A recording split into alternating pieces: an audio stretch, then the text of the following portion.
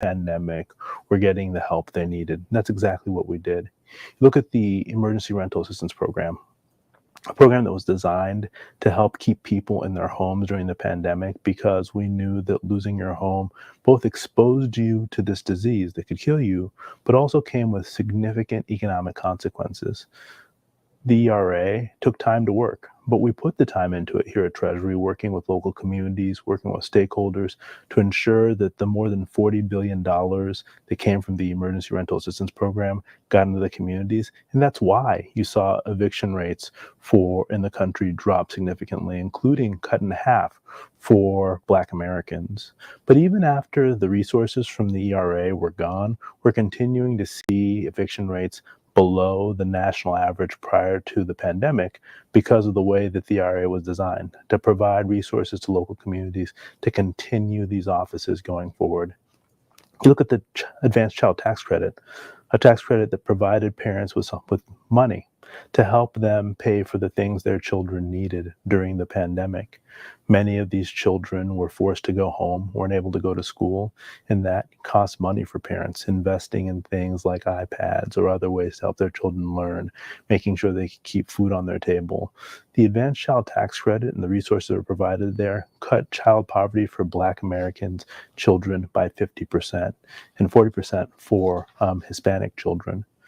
But it wasn't just the ways in which we helped children who were children and families that were the most distressed, but we also provided resources for businesses to make sure that businesses were able to stay open during the pandemic.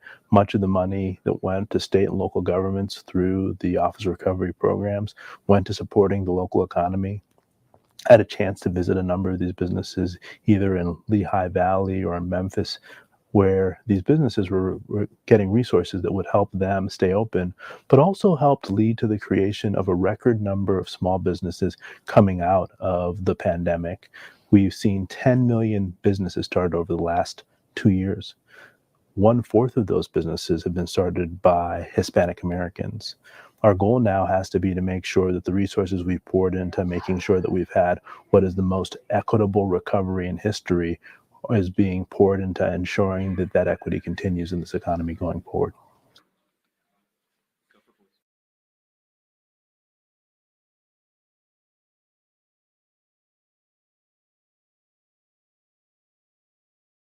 Chauncey.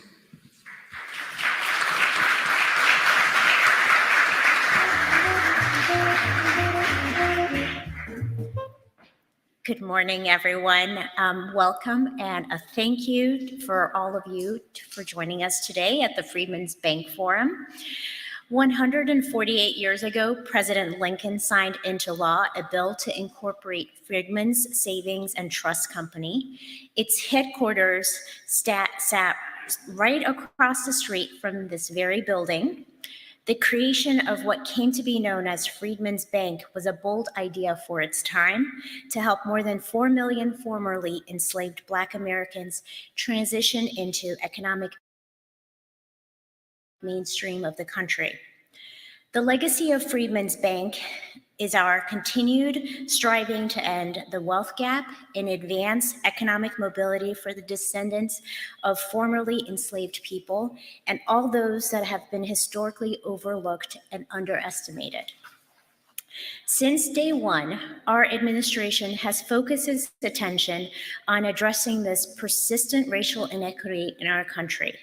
And Treasury has worked to uphold the legacy of Freedman's Bank by rooting out inequity in our economy. The rationale for this is simple. Advancing racial equity is not just a moral priority, it's also critical to our economic success. This understanding guided the administration's efforts during the pandemic and enabled us to execute a historically equitable recovery. Through the American Rescue Plan, we supported families, kept businesses open, and ensured that critical services could continue to function, all with particular emphasis on the most vulnerable communities. As a result, we have achieved a historically inclusive and broad-based recovery from the pandemic, including record lows in child poverty and in the unemployment rates of Hispanic and Black Americans. We're proud of the strength of our economic recovery, but we still have a lot further to go.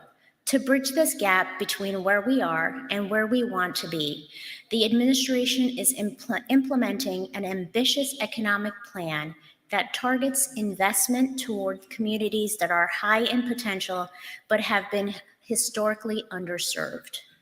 This includes working with minority-owned banks and financial institutions that have a track record of delivering capital to underserved communities.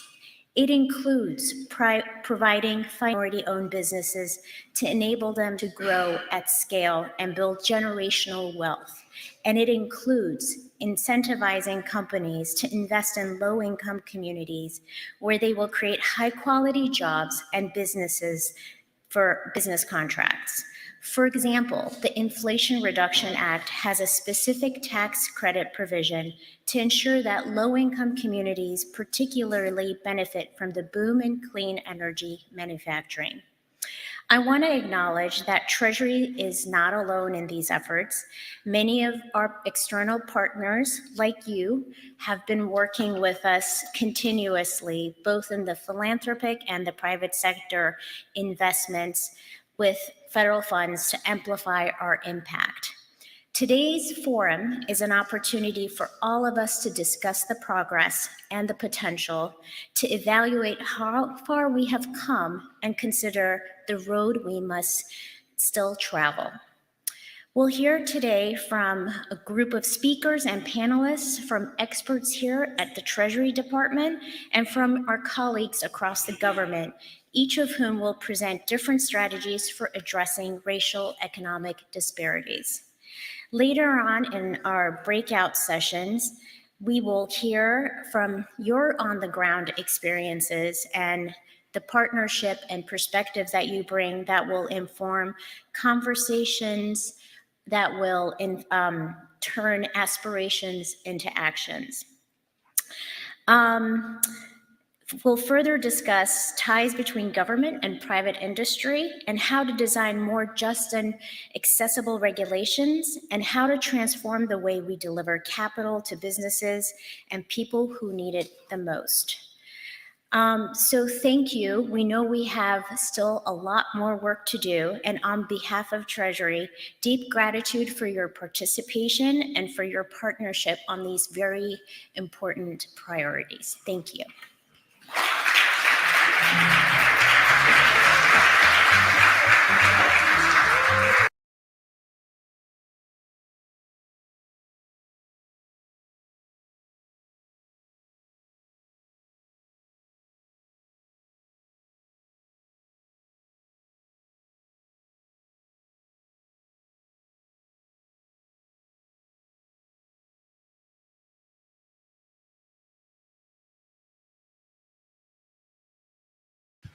All right, good morning, everybody.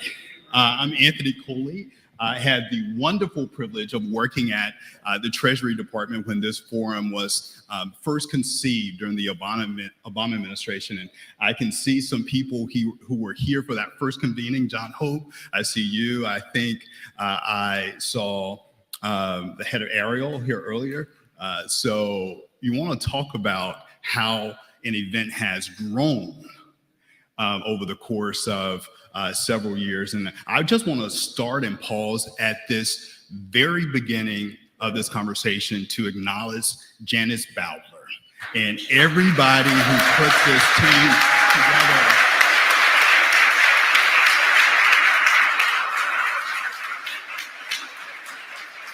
I mean, this incredible event has grown to heights that we could only have dreamed of back in the Obama administration. With that, you all are in for a treat. I'm calling this panel the Pearls of Wisdom panel. And that is because each of these women have led successfully, and that's the operative word here, successfully managed multiple teams and led multi-million-dollar organizations.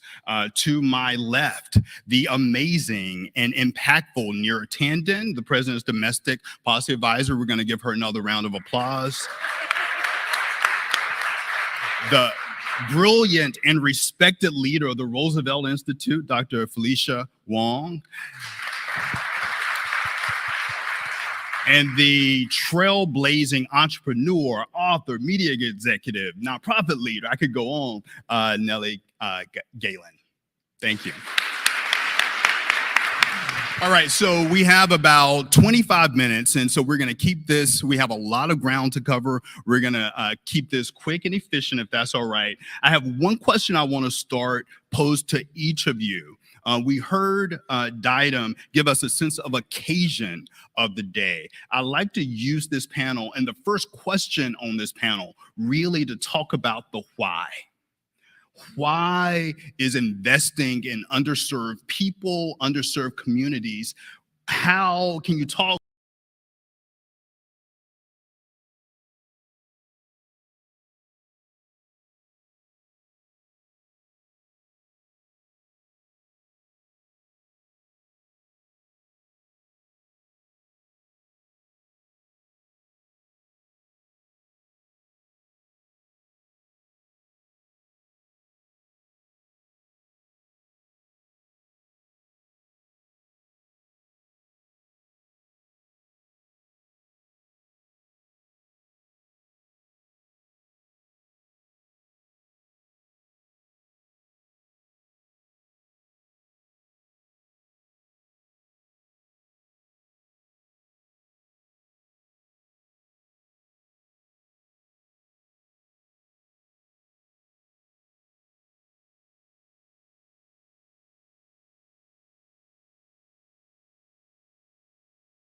into law a bill to incorporate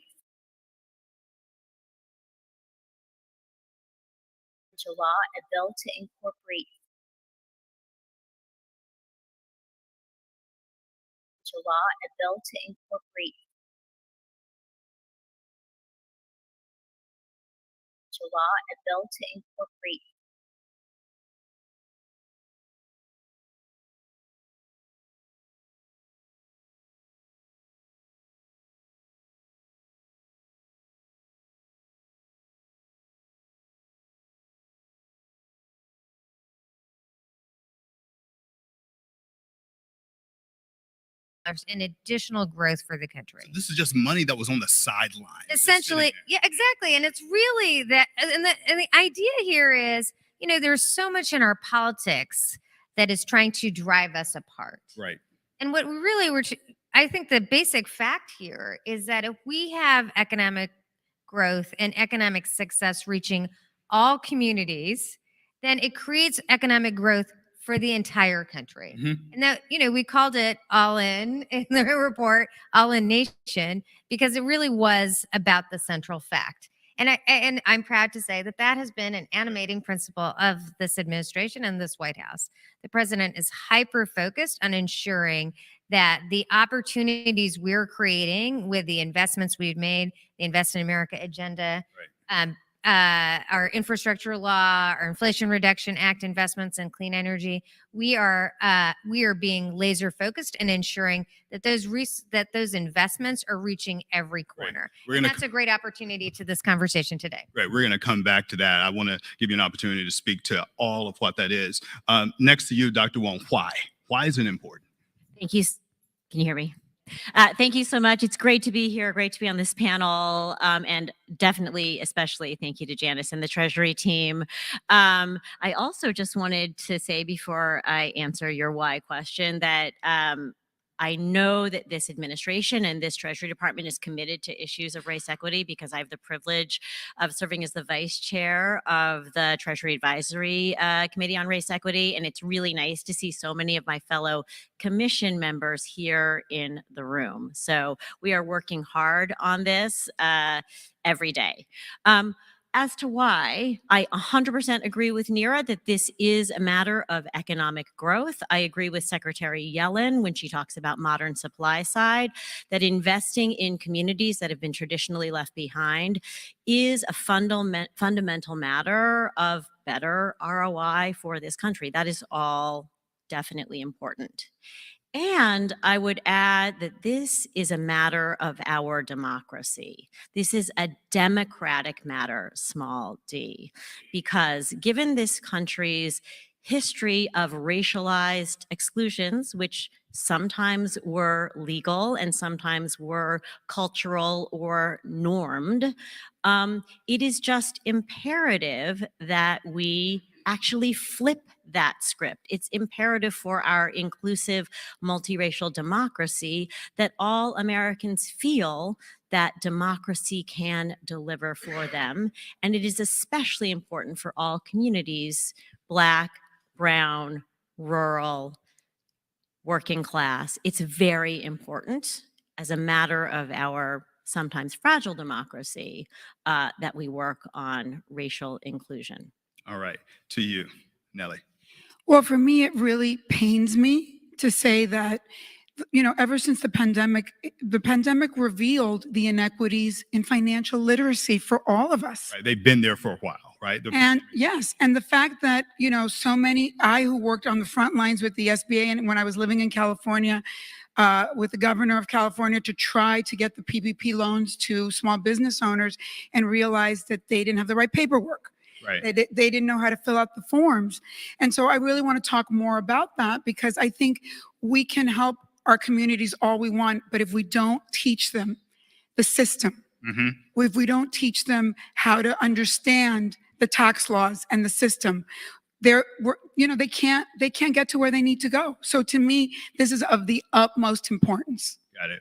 All right, Nira, I'm going to come back to you because you brought up the Investing to America agenda. I want you to talk, if you can, for a couple minutes, what it is, what it isn't. And can you also talk to this group and to folks watching online, talk about the guardrails that this administration have put in place to make sure these investments actually get to the people in the communities that they're designed to help? Great, thank you. And I really appreciate this question because I think it is the heart of what we're trying to do. So we have the Invest in America agenda, which is legislation that the president passed. It includes really many pieces, but I'll focus on three.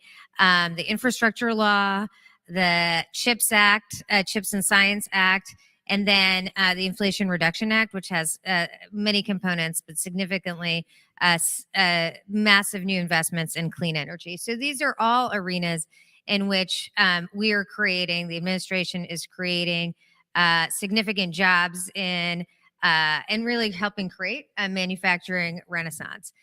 We really see this as a key moment and a key leverage point to ensure that we have economic growth that is bringing in communities that have been left behind. Right. So the fact of the matter is, just from a workforce perspective, if we do not have the workforce for these jobs, for these investments, they will not be successful. We will never meet our climate goals. We will never do what we need to do for competitiveness in our economy if we do not have those jobs. So from the jobs angle, we have strategies at the Department of Labor, Department of Commerce, and working very hand in glove with the private sector to ensure that these jobs are situated in ways that we are attracting people who've been disproportionately left out of them. Communities of color, single women, older workers, disabled workers. And I'm pleased to report that our private sector partners understand that. On the other side of that, from the investment side, I think this is also a leverage point. Right. This is a real moment where we have credible public sector investments matching private sector investments. And we really hope that those private sector investments are also inclusive. And we're trying to think through strategies using today and other days to ensure that the investments being made are attracting and reaching communities of color, investors of color, et cetera. Because we really do see this moment where we've had kind of historic levels of public investment matching private investment as an opportunity to build an economy, as the president says, that really is truly from the middle out and from the bottom up. And, I know this all sounds like great taglines, but what it really means is reaching people who have not been part of our economic growth and ensuring that they too benefit. And given our tight labor markets and given our economy, we have a moment to do that now we haven't seen in decades. Thank you for that. Nellie, you have a book, and I love the title of this book. I'm going to read the title of the book. It is Self-Made, Becoming Empowered, Self-Reliant, and Rich in Every Way. So the central thesis of this book is, of course, individual responsibility. You yourself are an entrepreneur, small business advocate, and we're seated here today in this august room, the cash room at the Treasury Department, the largest agency of which is the Internal Revenue Service. I'd love to just get your perspective as someone who is a women's advocate, a small business advocate. I think you worked with small business owners a lot during the pandemic. Why can this building be doing more to leverage tax policy or policy in general to advance its goals? Well, I love that question. I have to do a shout out first to the Latinos in the room, because Latinas are the #1 fastest growing entrepreneurs in the country. However, we have very bad numbers. McKinsey just did a report that Latinos have had the worst 2 years in 40 years economically. Mm-hmm. And so I say about Latinos, but also my African-American sisters and brothers and my Asian sisters and brothers, that I go back to what I started with. I have spent a lot of time in the front lines only speaking to entrepreneurs in the last 4 years. And the biggest problem is our lack of literacy. And it is about how to do our paperwork. It's about understanding even all of the great gifts that you guys have sent us, but we don't even know how to get them. And sometimes we just even feel embarrassed to ask for them. Latinos don't like to ask for money. So we have to talk about the mindset. Mm-hmm. And I think that when it comes to taxes, you guys are going to meet later my dear friend Julio Gonzalez, who is like one of our Latino hidden figure tax goats.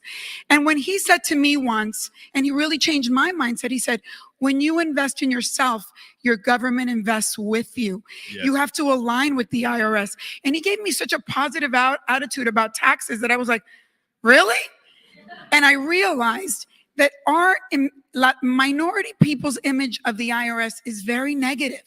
Well, it's like, improved, right? I heard they have a new website. No, we're going to talk about that because I love the new website. I'm not flacking for the No, I'm just saying, I'm being really honest. Give them some credit. We're doing real talk, because to us, it's like the taxes. Oh my God. Or to some of us, it's like, we don't want to fill out the forms, or they're going to find out we're not really, we're not supposed to be here, whatever it is.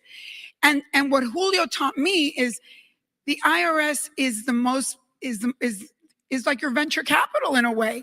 If you invest in yourself, they help you. Mm-hmm. And I think our messaging. If you invest in yourself, they help you. They invest in you too.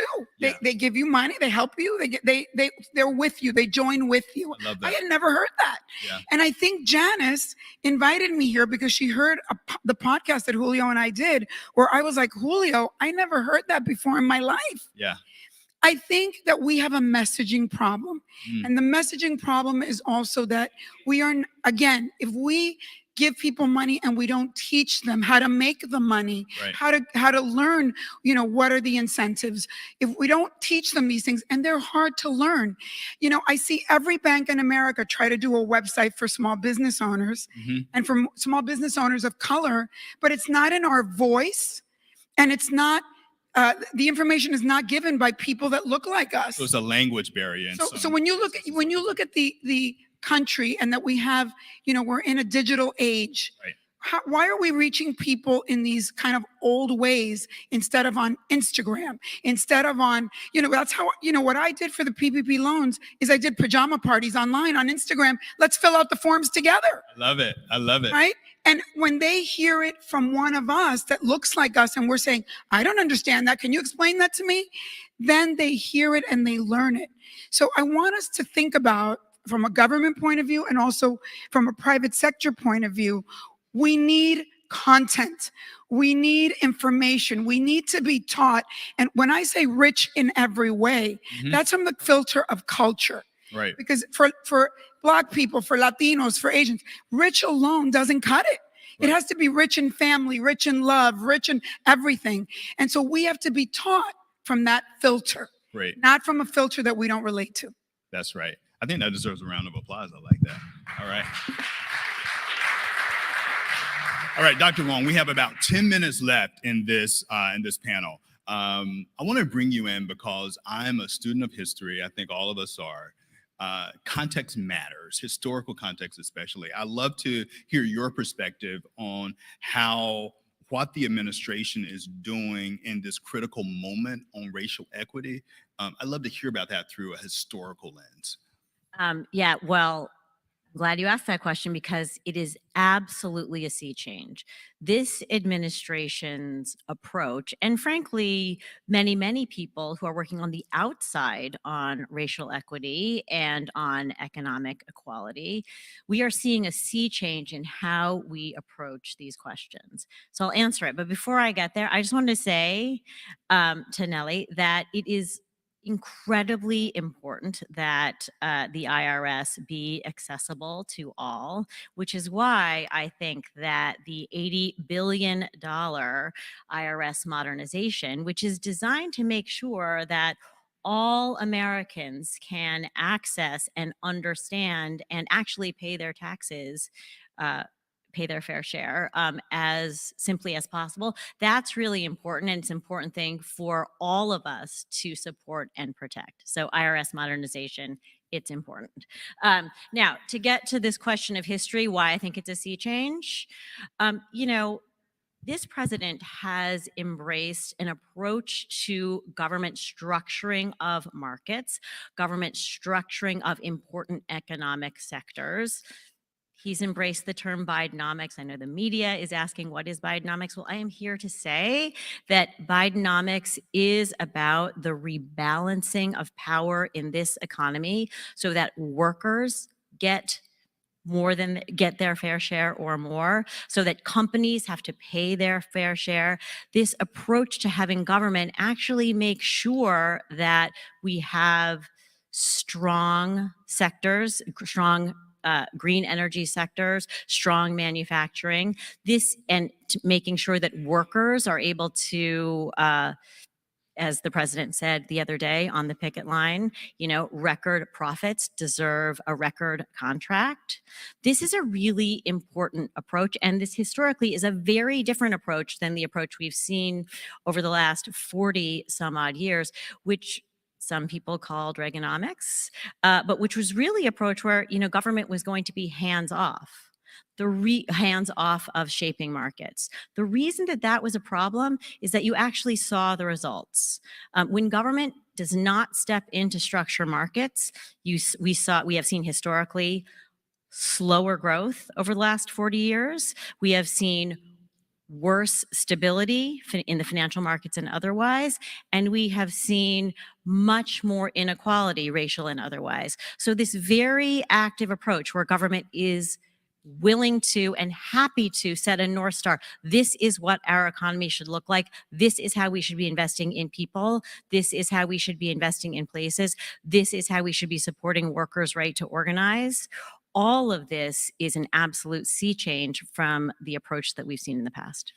So it is a sea change, right? Everyone doesn't embrace this sea change in their tandem. So this is my question for you. What do you say to the critics out there who are not pleased with this administration's focus on racial equity? And has that criticism in any way changed how you all approach your work in this space? No, it has not. And I'd say, we recognize that we are facing, there's obviously criticism of what the president has done, but I think the institution that is most challenging right now are the courts. We should be really clear that the Supreme Court's affirmative action decision, which in the language of the decision was limited to universities. They very clearly said it was limited to universities and clearly said it did not even touch military academies. It was just so limited to universities. We have deep concerns and that people, other courts are going to apply it more broadly, but more importantly as well, or as important as institutions are going to try to apply it. And so I just want to, the president was very clear in the aftermath of the decision that the decision itself is not an excuse for the country, for the federal government, or for the private sector to turn away from this really important cornerstone of democracy itself, particularly in our country, which is that diversity is a strength, and that we need to, and he was very clear that we are boldly pushing forward in ensuring that our government, our investments reach every community, because it is essentially a fabrication to tell the country that concerns about diversity should be an issue of the past. The president starkly disagreed with the court's analysis, and we over the last several months at the Domestic Policy Council have been really engaging all parts of every agency to ensure that we are still aggressively reaching president's goals of ensuring that 15% of our investments are reaching small disadvantaged businesses, that we are reaching minority businesses with our federal investments. There should be no chilling effect here. We are worried about that chilling effect, but there should be no chilling effect on investments. And if I could be so bold, I really think it's important for private sector leaders in the corporate sector to affirm, not be scared off by politicization of these issues, but to affirm the commitments that they've made over the last several years to ensure that they too are investing equitably in reaching every community. And the data is there to support it, right? I think that's exactly right. I'm going to take a moment to make a point of personal privilege, as they say on Capitol Hill. In preparing for this panel, I remembered a poll commissioned by the Black Economic Alliance this August that talked about how there was overwhelming evidence across generational ideological lines for the very type of investments that you were just talking about. 100%. It's actually, I mean, I know there's a cacophony and a lot of noise, but actually there's strong majorities of Americans who want to ensure that when we're investing, we're reaching all communities, that everyone is involved, and in fact, that we are reaching communities that have not been at the table. We're spending a special effort to reach those communities. The country supports that. Okay, so I think we're almost up on time. So I have one final question for each of you, 30 seconds apiece if you can. All right. The title for this panel is A Moment for Bold Ideas and Courageous Action. In this room are some of the nation's most influential problem solvers and policymakers. What's your advice to any of them or to all of them on how they can use this moment to act courageously and advance bold ideas? Let's start with you. Felicia, do you want to, Dr. Wong, go ahead. Sure. This is a moment of real investment. This is an investment agenda. This is an equity agenda. And I firmly believe that the private sector and the public sector embracing this together, you're going to see much more for many more people. If you just keep it, this spending is spending for the future. I don't think there's anything more important than what we're talking about right now. I think it's the most important agenda for the country to have equity financially. I just hope that I give you a call to action that we saw during the pandemic. A lot of fraudulent companies show up that filled the gap in education, and then we're taking money from people.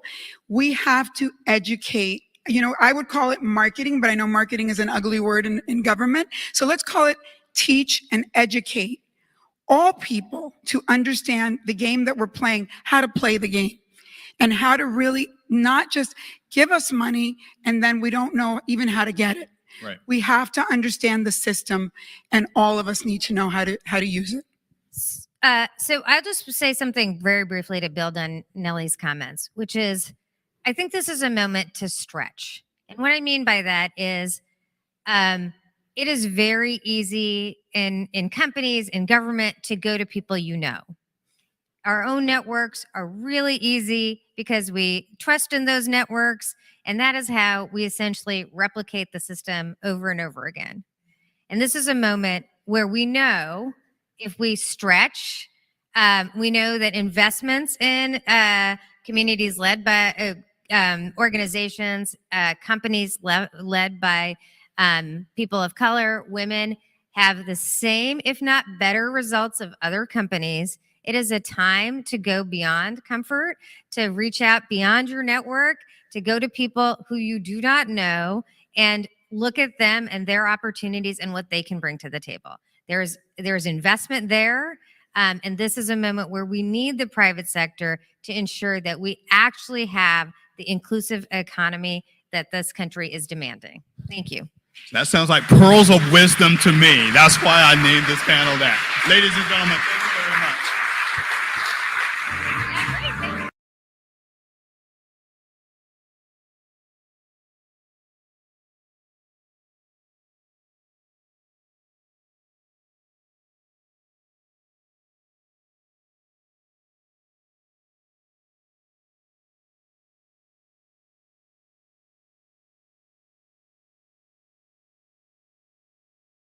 Greetings, everyone.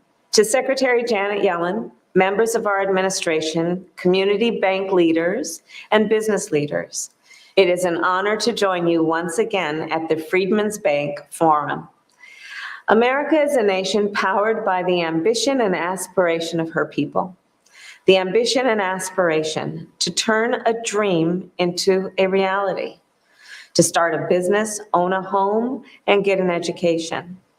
But realizing these aspirations requires access to capital and financial services for so many. And not everyone in America has equal access to this essential support.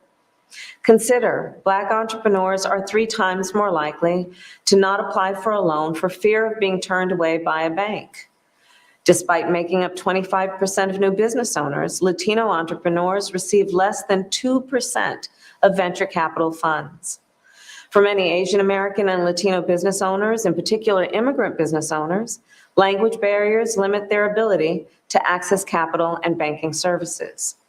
And people who live in rural areas, including many Native Americans, often lack access to traditional financial services of any kind. I have worked to address these disparities with so many of you for years.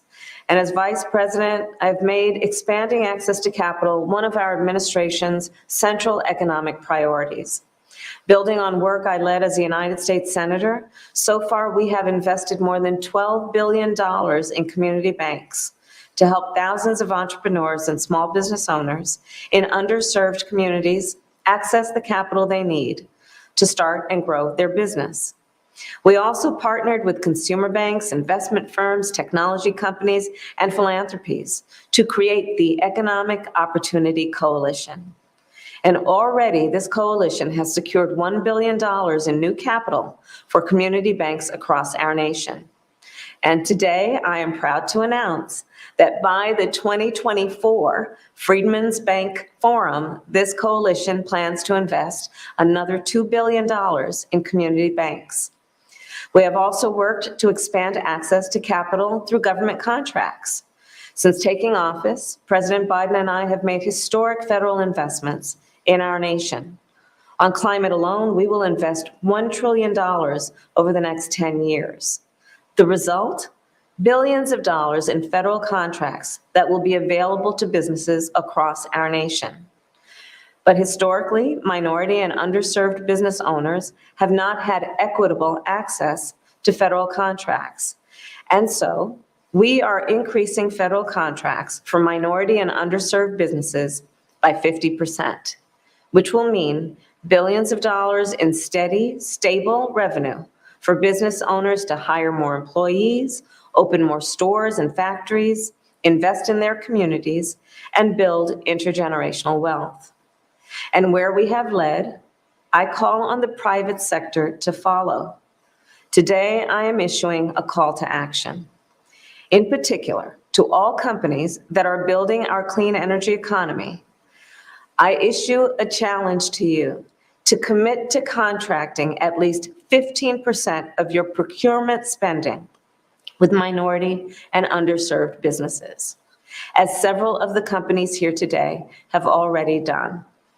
Because to bridge the financial disparities that hold so many of our communities back, we must continue to work together to combine the capacity of the private sector with the reach and the scale that only government can provide. When we do, we create opportunity and prosperity for millions of Americans. I thank you all for the work you do every day. Take care.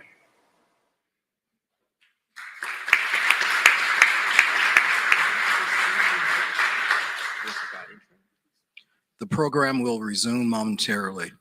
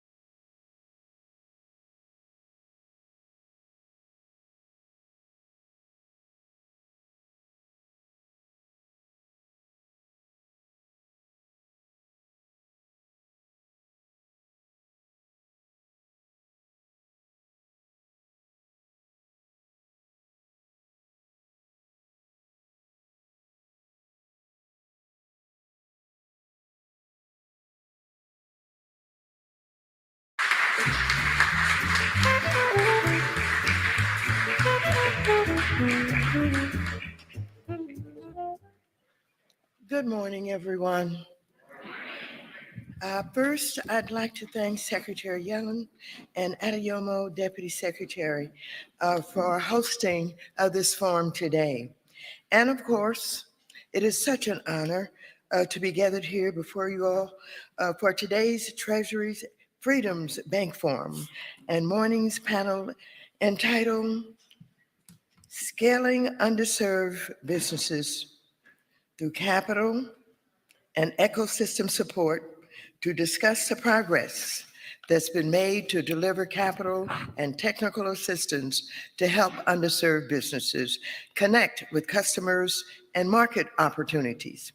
As everyone in this room knows, small businesses, including minority and women-owned businesses, are the backbone of our communities. That's why I've worked so hard, both as previous chairwoman of the Financial Services Committee and now as the ranking member, to ensure they're supported. Through Black banks, such as Freedman's Bank, they were basically established post-Civil War to help formerly enslaved persons navigate their financial lives. These institutions were short-lived. Today, minority depository institutions that are serving descendants of enslaved people are closing at an alarming rapid pace, leaving these communities with less access to banking services. As we all know, community development financial institutions and minority depository institutions have a long track of basically supporting minority and women-owned businesses. That's why in December 2020, I worked with Senator Warner and other colleagues across the aisle in the House and the Senate to secure an unprecedented $12 billion in capital investments and grants for CDFIs and MDIs like the Opus Bank. And this was to allow them to expand and provide the support that all communities deserve. This includes the small businesses and businesses owned by people of color, which were the hardest hit during COVID-19 pandemic. I'm pleased that Secretary of the Treasury and the CDFI helped to establish the CDFI fund. They worked hard to deploy these funds, and that those who receive funds from the 12 billion programs that we established have leveraged them to provide further support to small businesses across the country. Not only that, but last Congress, I led the effort to renew the State Small Business Credit Initiative, or SSBCI, where we provided $10 billion in federal funds for Treasury to deploy through state, territory, and tribal programs to support up to $100 billion in new loans, investments, and technical assistance to support small businesses so they can grow and thrive. Despite their success in providing affordable capital to communities typically excluded from the mainstream financial system, as evidenced both above and by their work during the pandemic, the number of MDI banks and MDI credit unions have declined by almost 1/3 in the decade following the 2008 financial crisis. CDFIs are also facing similar challenges. Now, I want to wrap this up by saying that nothing is more important to our nation's economy than thriving CDFIs and MDIs that support our communities and small businesses. And while we've made progress on this front, there's so much more we need to do. That's why we're here today. So I encourage you to all listen to what the next panel has to say and continue collaborating with those of us in Congress and working with us to develop new ways to support our nation's small and diverse businesses. I want to just close by saying, during the pandemic, when we were able to create the additional money that was targeted toward our small businesses. We experienced something wonderful with PPP program. And as I've traveled across the country and I've stopped to talk with small business owners about what happened to them during COVID-19, they were all very pleased about the PPP program. And they said that this program is what saved their businesses. It would help them to keep their doors open and to keep their employees working. And so I really did understand more thoroughly following that experience that assistance to small businesses is what we need to do in federal government. We need to assist these businesses because they employ more and they help to create economic opportunities in all of our communities. So thank you all for being here today. And I'm sure you're going to learn a lot more about what we all can do to assist our small businesses. Thank you very much. Thank you.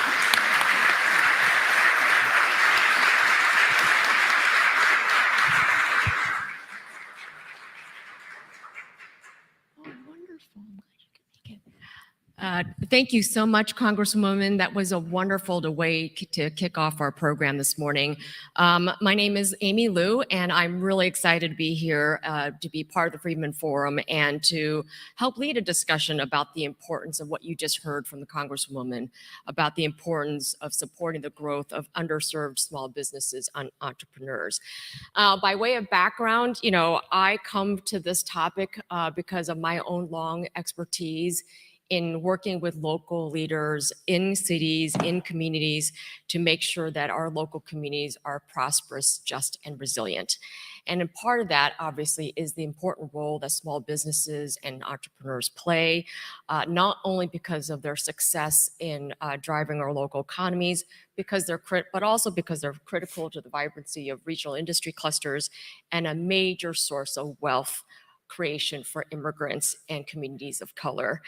And during our break, I was just talking to Dominic about something that the Congresswoman just mentioned, that even though enormous progress has been made, what we're talking about here is trying to reverse decades of under-resourced, structurally isolated, and devalued businesses in many of our communities.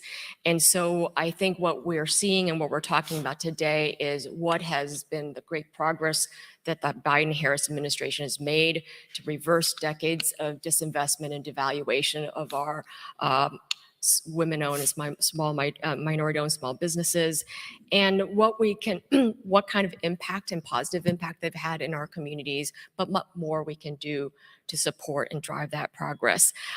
We are fortunate to have three really stellar speakers who are joining us today, including one who just landed from a delayed flight from Dulles. So thank you. I'm so glad you made it, Manan.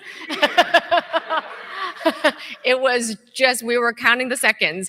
So first, let me introduce them real quickly. We have Don Graves, who's Deputy Secretary of the U.S. Department of Commerce, and he absolutely understands capital access and ecosystem building for small businesses, having previously served as the EVP and Head of Corporate Responsibility and Community Engagement at Key Bank in Cleveland, and prior to that, Deputy Assistant Secretary at Treasury, overseeing the CDFI fund and other small business programs. So wealth of expertise there. To my left is Dominic Myorton. He is President and CEO of Optus Bank. Optus Bank is one of the nation's largest minority depository institutions, MDIs, in the country, and I believe one of the oldest too. Congratulations, I believe Optus Bank just celebrated its 100th anniversary. It was established in 1921 as South Carolina's first Black-owned bank. And today, Optus Bank is a beneficiary of a lot of important programs we're going to talk about today. And last but not least is Manan Mehta. Welcome. Manan is the co-founder and general partner of Unshackled Ventures. In Manan's words, Unshackled was founded to, quote, help unrecognized and excluded immigrant entrepreneurs succeed faster. So really looking forward to hearing from all three of them today. I'm going to start with Don. I want to have him do a little bit of scene setting for us. I think this focus on small business is not new across administrations. So tell this group what is unique about the Biden-Harris agenda for small businesses, and what are some of the progress you're starting to see? Well, first off, Amy, thank you so much for your leadership in this space for many decades. And congratulations on a continued successful transition at Brookings. It is great to be here. You all are experts, so I'm not going to go into, not going to stay at a high level. I'm going to try and get into the weeds. This administration, as Amy pointed out, is very focused on the ways that we can support small businesses and entrepreneurs all across the country, but every administration talks about that. The key is actually putting meaning to those words. It's why the president and the vice president have spent so much time, including through executive orders that the president has signed, focusing on making sure that all of our departments, as we're spending these trillions of dollars of investments in the American economy, rebuilding our country, that we're doing it in a way that actually benefits small businesses in ways that we haven't before, that benefits every community. So that's something that that Secretary Raimondo and I did at the very beginning of this administration at Commerce. We changed our mission statement and added "for all communities," those three words, to our mission statement, because we have to make sure that we sort of live this out on a daily basis, that every program, every policy that we're working on, we have communities, we have people, we have small businesses at the center of what we're doing. So for instance, we talked about the State Small Business Credit Initiative. We know that capital is hugely important. Every survey that you do of small business as the biggest challenge, this is, if not the first biggest challenge, it is in the top 2 or 3. So access to credit and capital, but you can only use that credit and capital if you're ready, if you're poised to use it, if you know how to use it, if you have the technical assistance. So the administration has made as a priority the building of an ecosystem that will enable those businesses to be successful. There have been untold numbers, tens of thousands, hundreds of thousands of businesses, the entrepreneurs who've had great ideas, who've had the drive, the gumption to make something happen, but those businesses have failed. That's through most of the time, or a lot of the time, through no fault of their own. What we have to try and do, and this is what we've been focused on, is building that ecosystem or supporting that ecosystem in ways that we haven't done before. Part of it is transparency, clarity, predictability. So data, rules, and the like, especially for small businesses that don't have large government relation shops, you have to be able to provide them the information that they need. The other thing, and this goes back to the State Small Business Credit Initiative, $10 billion goes a long way, but not as far as we'd like, which is why Commerce and Treasury partnered. This is something that DepSec Adeyemo and I have been focused on from day one. The Minority Business Development Agency, the single agency in the federal government that's focused on minority businesses, disadvantaged businesses across the country, was given $125 million of that $10 billion specifically to create a program, the Capital Readiness Program, that's focused on supporting that enabling environment.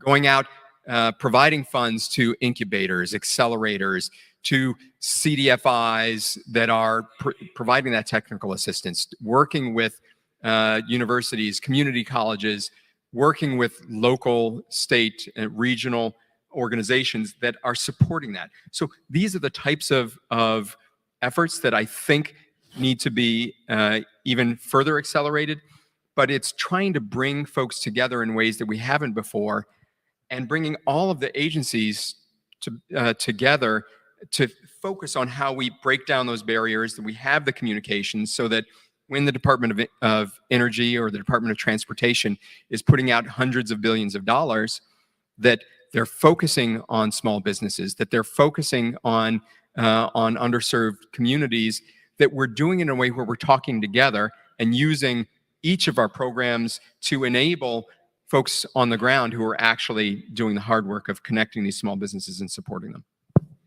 I think what you just heard is that what's different is the scale of the investments and the focus on a multidisciplinary ecosystem support. I do want to also make sure we focus on how this money lands. I was actually part of a conversation last week that it wasn't just enough to make sure that all of these incredible investments land in communities, but that they land in a way that really begins to reverse the structural inequality we see in communities. And now I want to turn over to Dominic and Manan, because I think they're embodied. I think they're an embodiment of that. So I'm going to ask Manan first, because Manan, Don talked about SSBI, and you are a recipient of that program. SSBCI, which is the State Small Business Credit Initiative. Why don't you tell everyone here, what is the focus of Unshackled Ventures? What makes your intermediary unique, and how you have benefited from federal investments? Yeah, so first of all, thank you. And I sat next to on my flight somebody who's in U.S. government and told me to take a taxi to get here, and that was brilliant over an Uber. Little secret. But at a high level, Unshackled was founded 10 years ago, recognizing a very simple opportunity that immigrants represent our national advantage. And that can be said for a lot of communities of color or minority communities as well. And today, 10 years later, it feels like what was an opportunity then for us is now a responsibility. And so what we embodied and what we thought through was, for a nation that has one of the most elegant representations of immigrant success, the Statue of Liberty, what more can we do to encourage that entrepreneurial drive? And so what we decided to look for was ways that we could not only invest in immigrant communities, but also sponsor their visas, recognizing that immigration is a big topic, but what can we do to retain that talent, keep it here, and innovate here in this country? And so over the last 10 years, what we've been able to do is invest in north of 80 immigrant-founded companies who have gone on now to create over 1,000 jobs in this country. And so this is not by a lot of money, by all accounts. It's in the $25-30 million range to create that jobs. And I think what we were speaking about earlier is that entrepreneurship is the way for many communities. And it's also the way to kind of validate and credential their pathways in this country and what they can contribute back to this country. And so it's been a really wonderful journey for us. But I think to your second question, Amy, around, what does it mean? Here's the other part of the story. Many of our immigrant founders are working in industries that are critical to American success. So whether it's energy, defense, generative AI, logistics, transportation, the food supply chain, we have an immigrant-founded company in every one of those categories, and every one of them at some point needs to work with the U.S. government, either for a USDA loan, an SBIR grant, or some other factor that may not be readily accessible to them if they didn't know about it. And so that's what's really powerful about this partnership. And we're really fortunate that the state of California, through the iBank program, made that commitment as the first commitment from the program. That's great. I'm going to come back to you, but I want to now turn it over to Dominic. Talk a little bit about Optus Bank and how some of the new federal resources have supported your work in serving small businesses as a CDFI and an MDI. Thank you very much, Amy. So I think this room is something, it's full of amazing leaders that do this work. So I don't need to explain the reasons and the need necessarily for mission-aligned capital, both social, financial, and human capital, to flow into these underserved communities with high potential to succeed. But really our core mission, I think, is mission-driven intermediaries, really capital intermediaries and social and human capital intermediaries as well, is to reverse the legacies that some of them have been around for 400 years. So as I like to talk about, even to potential investors, we're trying to find a way to deploy the most impactful capital into the highest and best uses in our underserved communities. And naturally, that capital is going to be a little bit more difficult to deploy because those communities have been starved for so many years, sometimes as many as 400 years. CDFIs and MDIs, we being Black MDI serving South Carolina and other states now for over 100 years, we've learned that it takes some level of subsidy and support to make capitalism work for people in places that have been underserved. And I think the Biden-Harris administration has done a great job providing additional resources, essentially to jumpstart these local economies and jumpstart the intermediaries like Optus Bank to serve those local economies. So I'll give you a couple examples. Of course, the ESIP program was transformational. Over $9 billion in capital flowing into mission-driven depositories across the U.S. We were fortunate to receive really what's an amazing amount of capital. And now the challenge is, we have that down payment. And to me, it sounds like a lot of money, but we're also trying to reverse legacies that have taken centuries to establish. The ESIP was a great start to that. The support for the U.S. Treasury CDFI fund has also been a huge catalyst, both during the pandemic and post-pandemic. The communities that we serve, particularly as we define them, high potential, underestimated communities, of course, most of them are Black and brown communities. They suffer first and recover last when there's any kind of hiccup in the economy. So the critical support that both the CDFI fund and a lot of the other programs that we have benefited from provided is something that really helped us reverse some of the negative impact. But also, as I like to remind everyone, you can solve these very long-term problems with short-term money. So the challenge that we have in front of us now, and I think we have a really great partner in the Biden-Harris administration, is how do we build the ecosystem in a sustainable way? So how do we create a true movement out of this moment?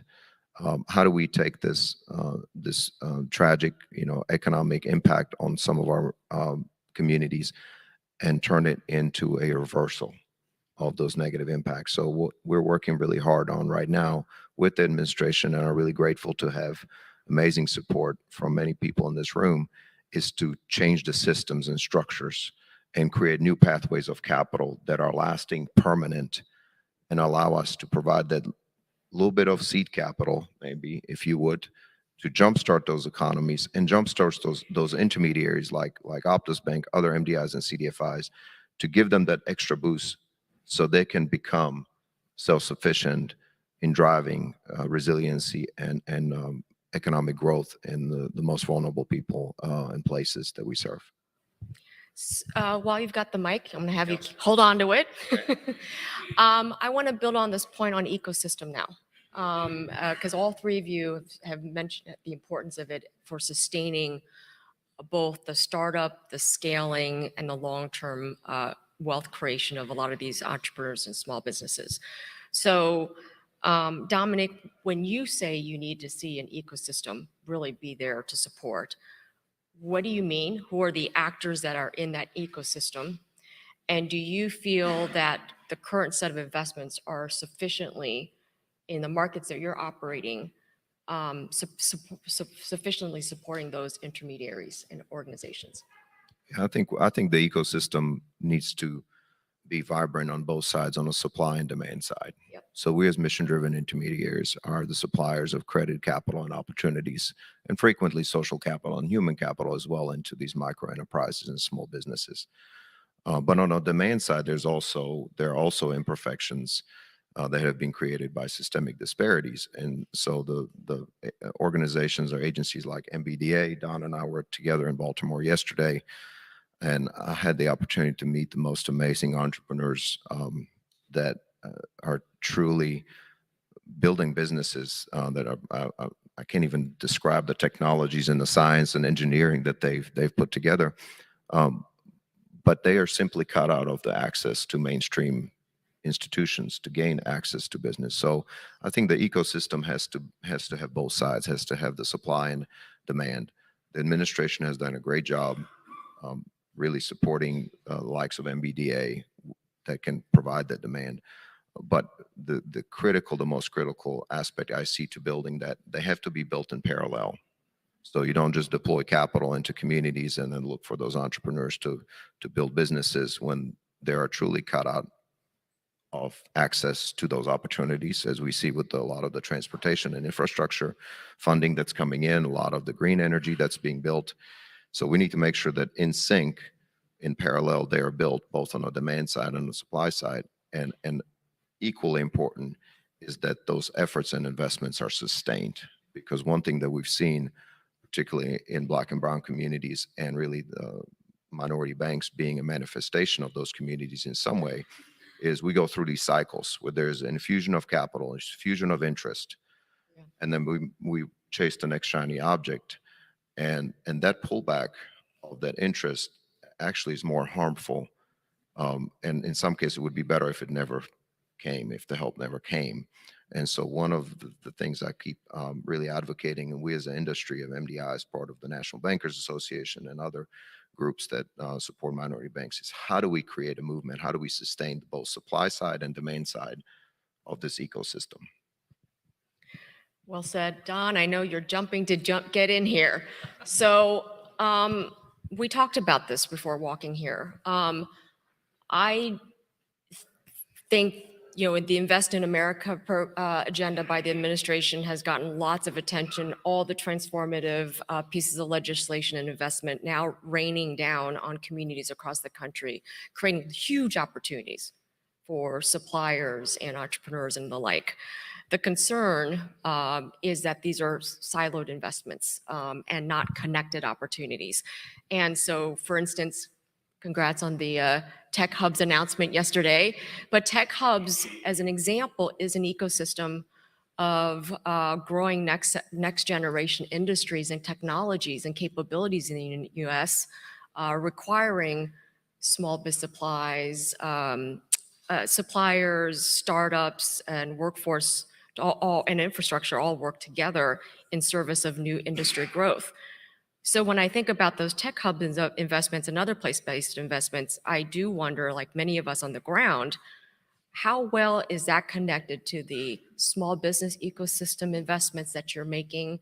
How do we make sure that the actors that are driving those big place-based investments are connecting to the small business actors, intermediate actors that we're featuring here? Well, we could probably spend a week covering all of that, but I'm going to be brief. Three things that I'll go through. One is global competitiveness and national security. Two, industrial strategy, place-based industrial strategy, and then three, the right type of ecosystem support that will enable those first two. So I think everyone knows you can't go a day without reading the news or watching something on TV. We are in a massive global competition, particularly in a range of critical and emerging technologies. So AI, quantum computing, microelectronics, biotech. There's only a handful of these really important industries, but they're built on a foundation of additional work that this nation has sort of championed and been at the forefront of. What my colleagues here have said is exactly right. The way that we do it, how we tap into the brilliance of the American people is going to allow us to succeed or not. So what's made this country as successful is not necessarily that we're more powerful or that we have more money or anything like that. It's this notion that we are a place where ideas can flourish. And so part of what we need to do as a country, and it's what we've been doing with things like the Tech Hubs program and a range of other programs, is making sure that we're investing where the market isn't working as efficiently as it should, where we're investing in ways that enable people with great ideas to bring those ideas to the forefront, whether it's starting a small business or innovating and leading with a new patent of an idea. And it's investing in industries in a place-based focus. So we know that Silicon Valley has done very well over many decades now.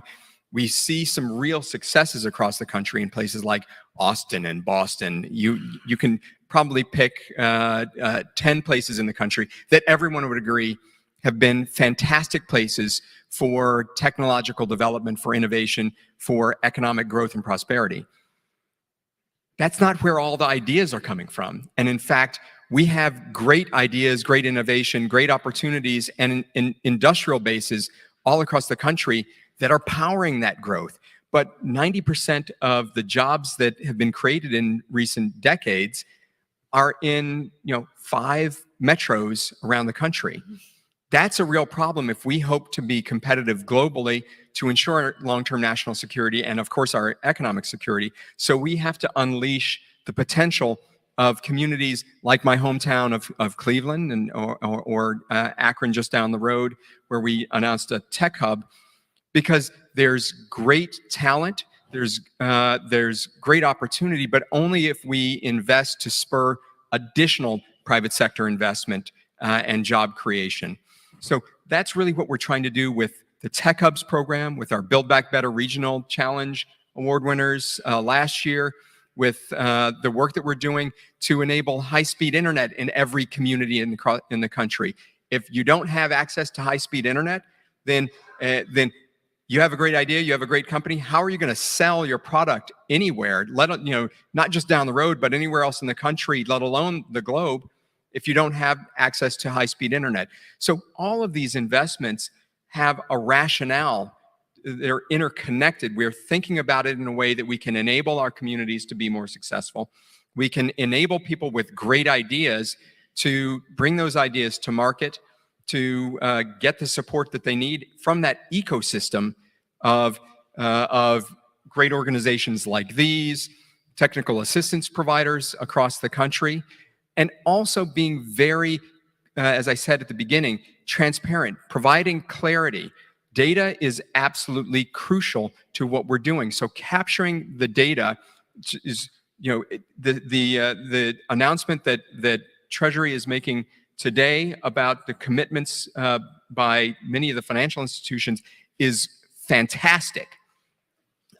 It's what we need to do with lots of companies across the country, and that's part of what we're doing in this sister convening that we're doing, where we're building off of the Freedman's event today with our economic equity convening at the end of November. We're building a set of business diversity principles. These principles are basically standards. We have the National Institutes of Standards and Technology, the greatest single standards development organization in the world, but we've never focused on the ways that we deliver support to small businesses, to communities, to ecosystems. So our business diversity principles will allow us to capture the commitments that companies are making across the board to support small businesses, to support the development of economic development, community development in communities.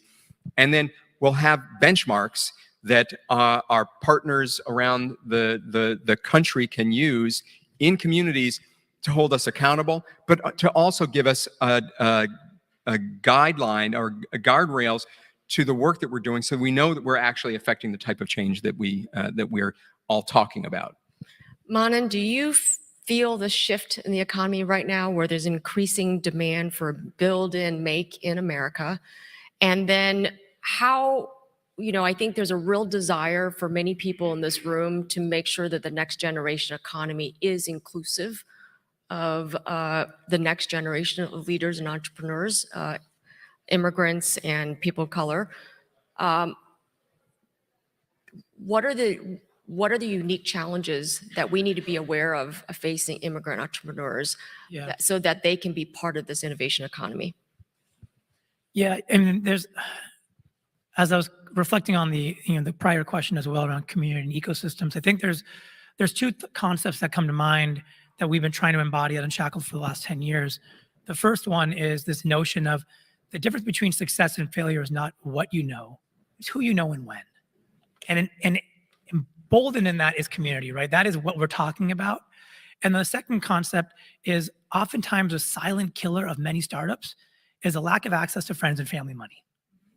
And so what is happening, I think, in this administration, what we have been seeing as kind of this continual movement is that people are recognizing that those concepts and those approaches need to be addressed at the highest level of risk-taking appetite that we can stomach.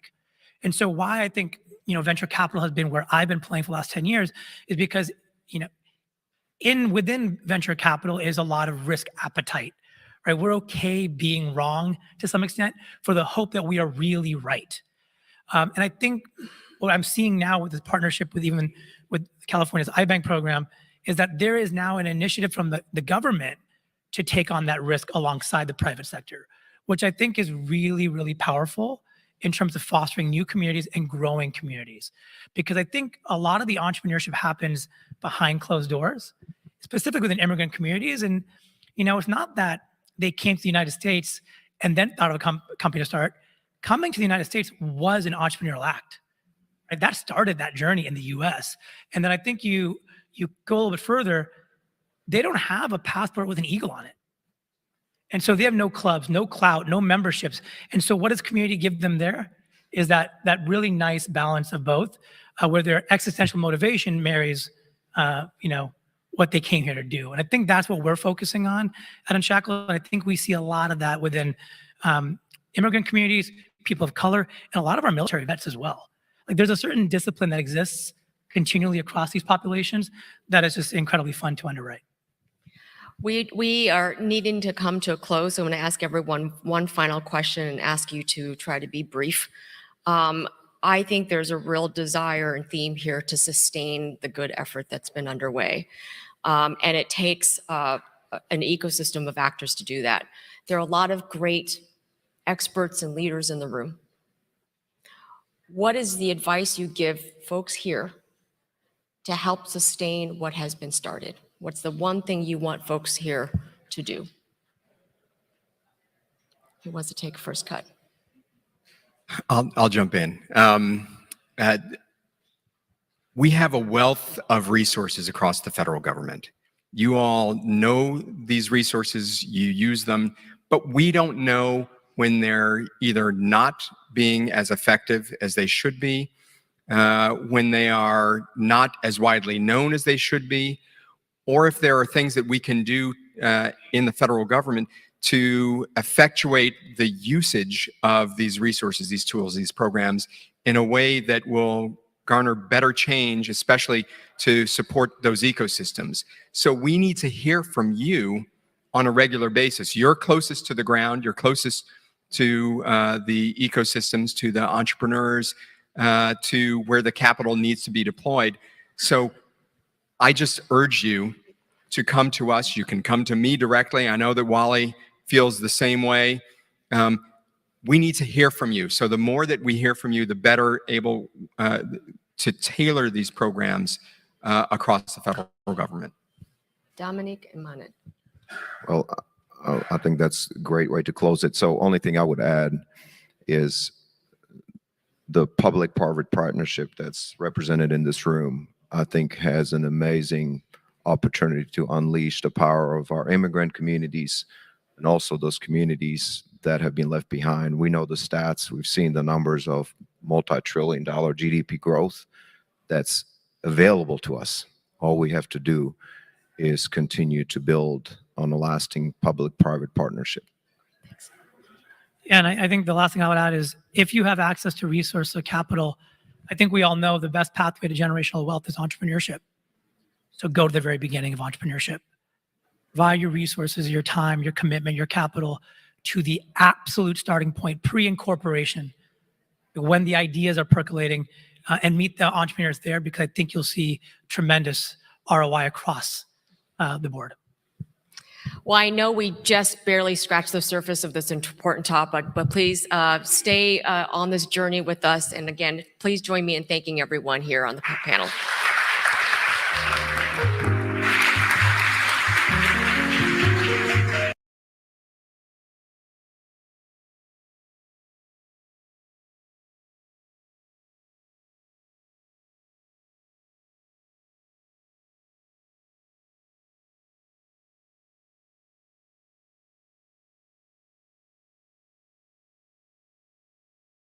We are in the midst of the most equitable recovery in history because of the investments we've made in these communities. But we know that in order to make sure that we continue to build wealth in these communities and to make sure that opportunity exists, we need to make long-term investments. That's exactly what we've done through the Inflation Reduction Act and the IRA to date. When you look at the investments, which include more than 110 investments totaling up to $200 billion, the vast majority of those investments, 80%, have been made in communities where people are less likely to go to college than the national average, and you've seen persistent poverty in many of the neighborhoods in which these investments have been made. Ultimately, the reason that this for us is seen as success is because it allows us to make investments in places where potential exists but opportunity hasn't for too long. And making sure that we grow the economy in these neighborhoods will mean that people of color, low-income Americans, Americans who have been underrepresented and left behind, have the opportunity to see their success tied to the nation's success, dealing with the existential threat that is climate change. The president always says it, that when he thinks climate change, he thinks jobs. Our goal is to make sure that the jobs that are created as part of the energy transition are well-paying jobs in these communities that allow people to plan for a future and invest in their families.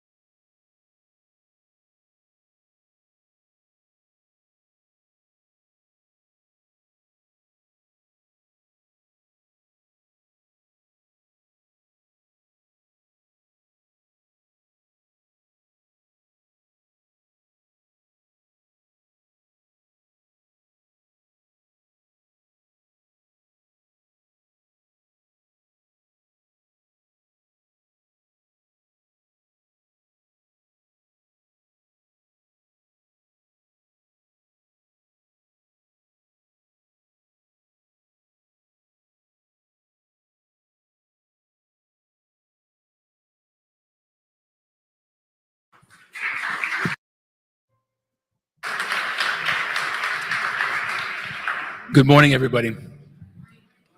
Are you still with us? Yeah? Okay, just checking. My name is Xavier de Souza Briggs. I am at the Brookings Institution.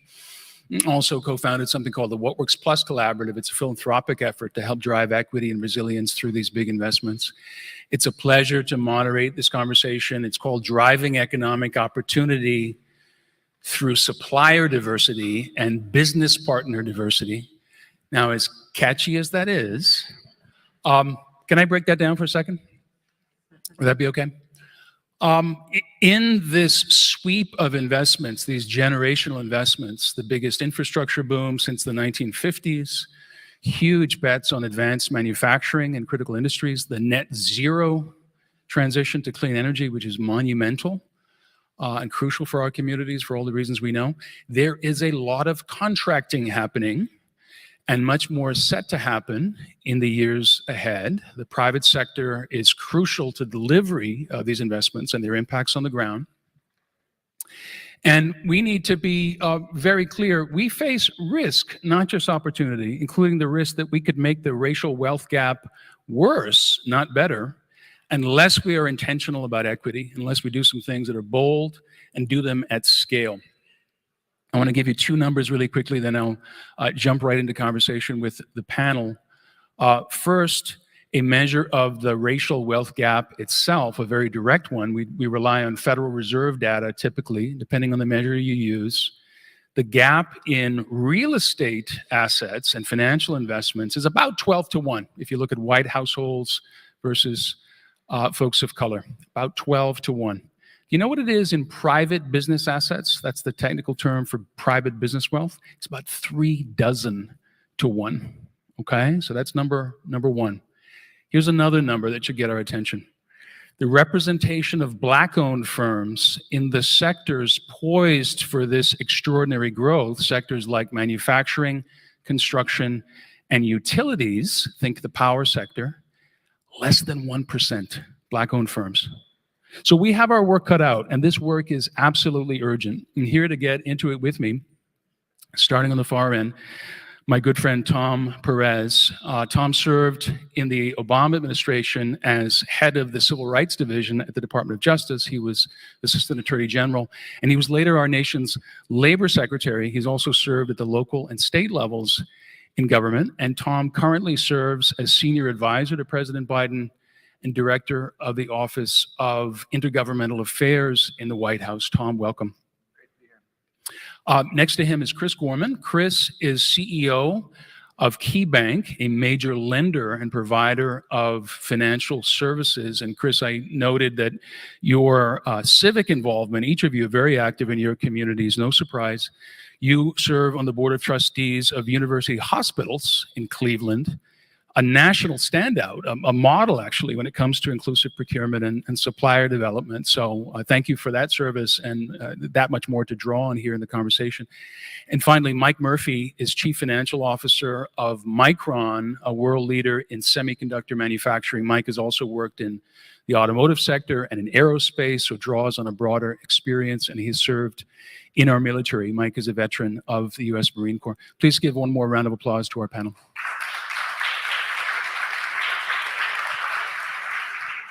Tom, first question to you. I want us to understand from someone who was working directly with President Biden and serving and looking all across the administration and also across the land with leaders at all levels. What is this moment all about? What is at stake? How should we think about this moment in history? You know, I think that taking a step back, the moments where we made the greatest progress building a social contract in this country. Tom, you have your mic? Oh, I'm sorry. There we go. Sorry about that.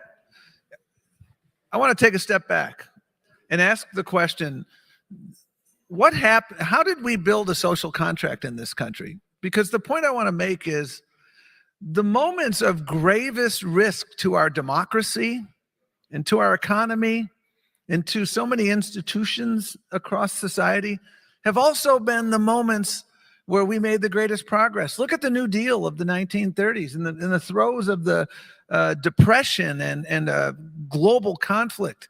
You know, I, as Zav correctly pointed out, I had the privilege of leading the Civil Rights Division. Most of the laws we enforced were a product of the Civil Rights Movement of the 60s, a remarkably tumultuous moment in time where we built out those pillars, whether it's Title VI, whether it's the Voting Rights Act of 65, the Fair Housing Act of 68. And I think we're in a third moment right now, Zav, to answer your question of what's at stake. It's a moment of tremendous challenge.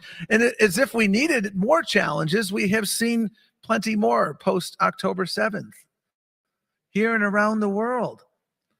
But the president sees this through that lens of history as a moment of remarkable opportunity. And you know the litany of investments, and you correctly point out unprecedented investments since the Eisenhower in infrastructure and elsewhere. And one thing to keep in mind is an executive order that sometimes gets ignored, but not by the administration, but it is an underappreciated executive order, which is that all the things we do, and this is an executive order from the first days of the administration, a really important word, equity.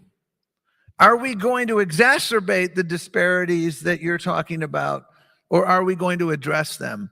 And equity is built into everything.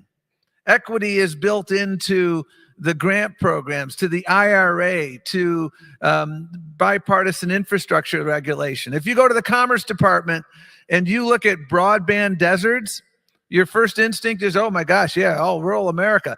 Go to the city of Baltimore. Go elsewhere and look at those broadband deserts in communities of color as well. So that equity lens has informed everything we have done. Now, we still have more work to do, but there was some interesting additional data that came out of the Fed literally last week about wealth over the last couple of years that shows that we're making some progress. We've got so much more to do, but I am heartened by the fact that equity has really taken a front seat in this administration. And I really appreciate the corporate engagement in that as well, because we've had so many productive conversations with corporate America about the need to do this differently. And that's why I come to you with actually a lot of optimism, notwithstanding the challenges of the moment. Tom, thank you. I think we're mindful that there are a number of tools. They're extraordinary tools. I want to turn to our friends in the business community next. And then I want to come back to you because I also want to explore what it will take to drive benefits to our most disadvantaged communities, for example, through the Justice 40 Pledge and other things, but we'll come back. Mike, I want to start with you to help us dig into the business of business. You're a manufacturer. And I want to ask you very simply, why is it good for your business, important to your business, to have supplier diversity and to work on this challenge? It's a good question, and thank you for having us here today. Mark Murphy, I'm CFO of Micron. I work in an incredible industry. In many ways, pinnacle mankind's achievement on engineering. And we produce devices that the atomic level matters. And we produce more devices per year than there are people on the planet. Now that requires incredible scale. There's incredible complexity. There's a lot of different inputs. And it's important in that context that we have a very deep and broad supplier base.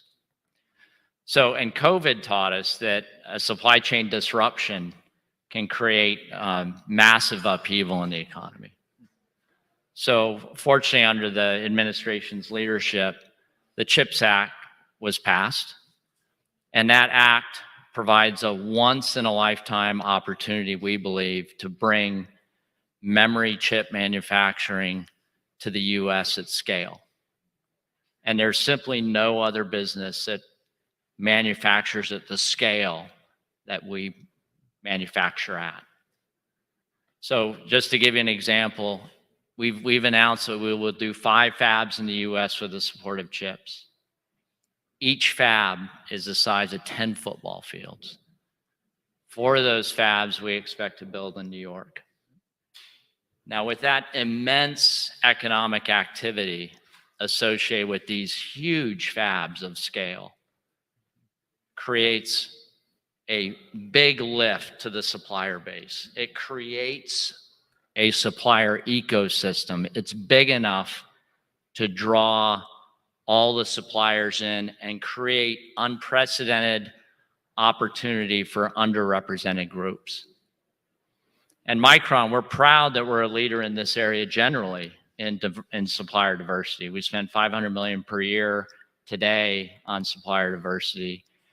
On diverse suppliers, and we would expect to obviously increase that by multiples going forward. We've set clear goals already for our New York investment. For example, we plan to use 30% of the eligible spend in construction for underrepresented groups. On ongoing investments, we expect to use 20% for underrepresented groups. And those numbers are staggering.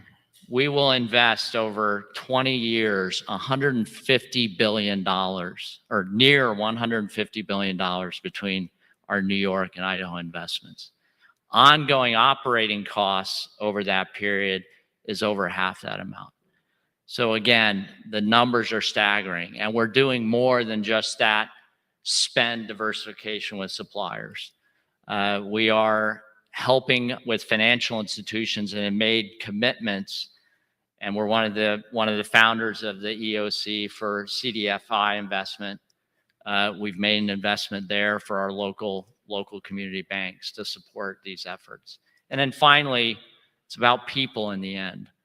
And we have goals on recruiting on underrepresented groups. One goal in particular is 20% of our hires we expect to be veterans.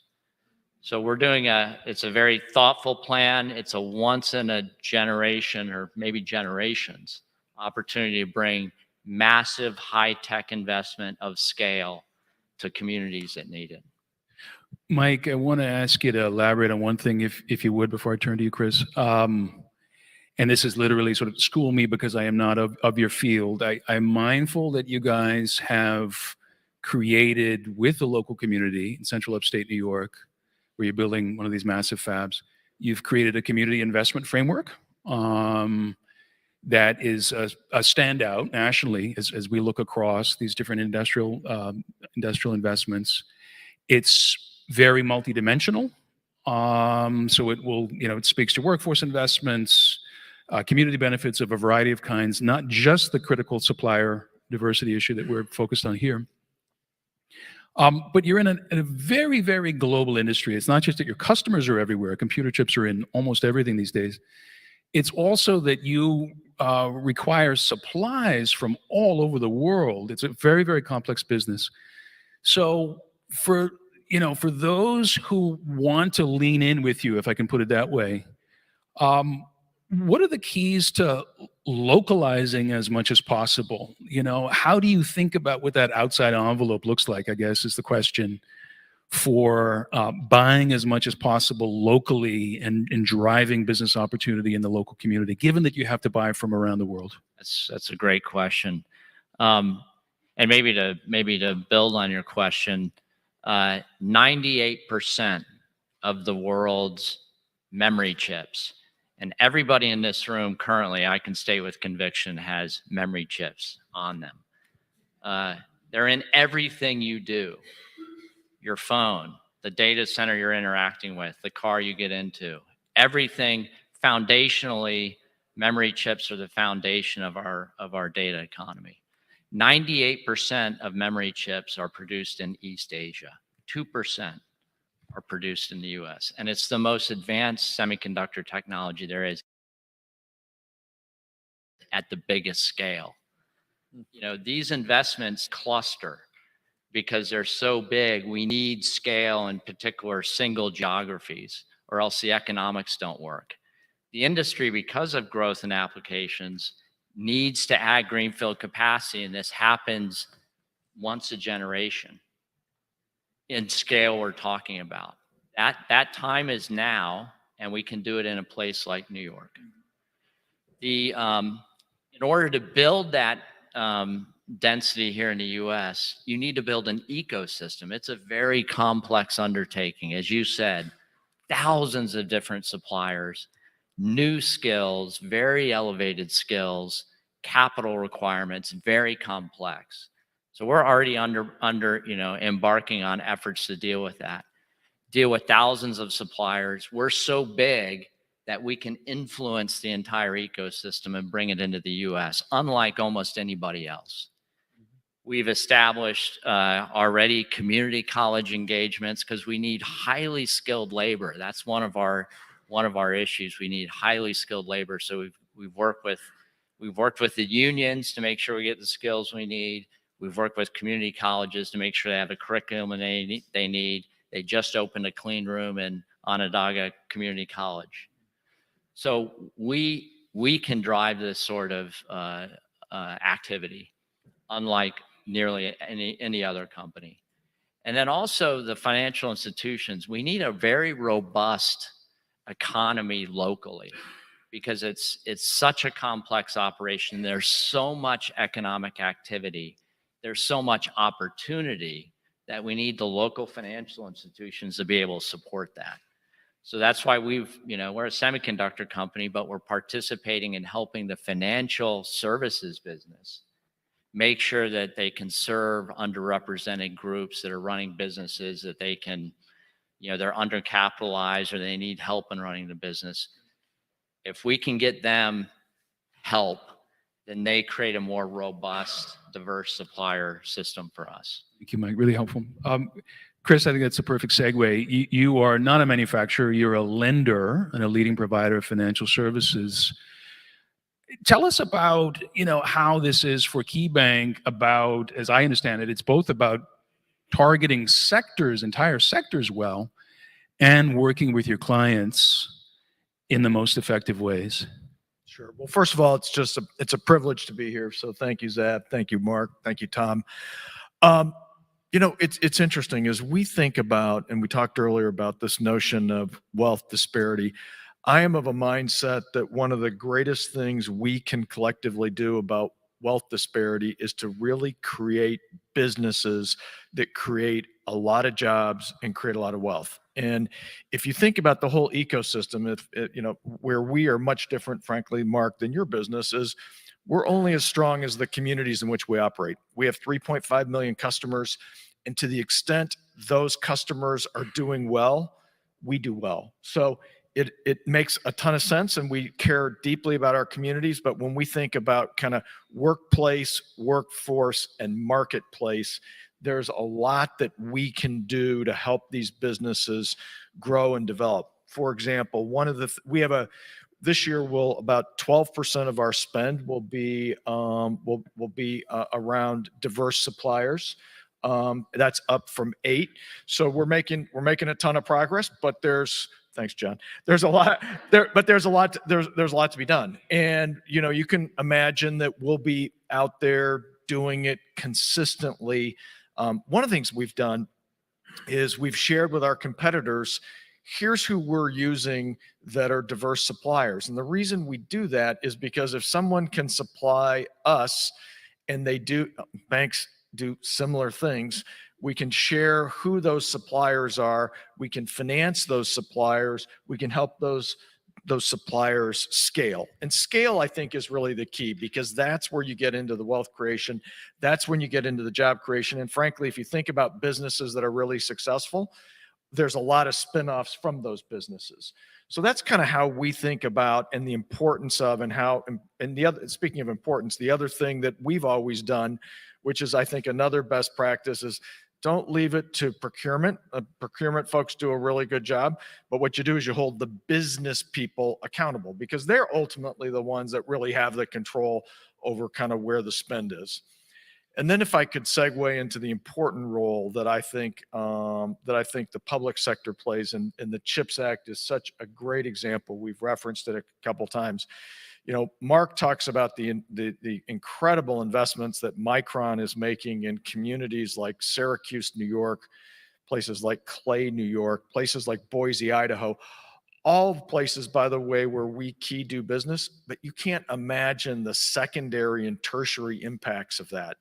When you're investing huge money in communities, that creates just a whole ecosystem. It creates a lot of in-migration, and in-migration creates opportunities. Think about every service sector. Think if you have the local sandwich shop. Think if you're, you have a business that supplies temporary employment. Think about if you're the vocational school training people. So I think I agree with Tom. I'm an optimist about where we are right now.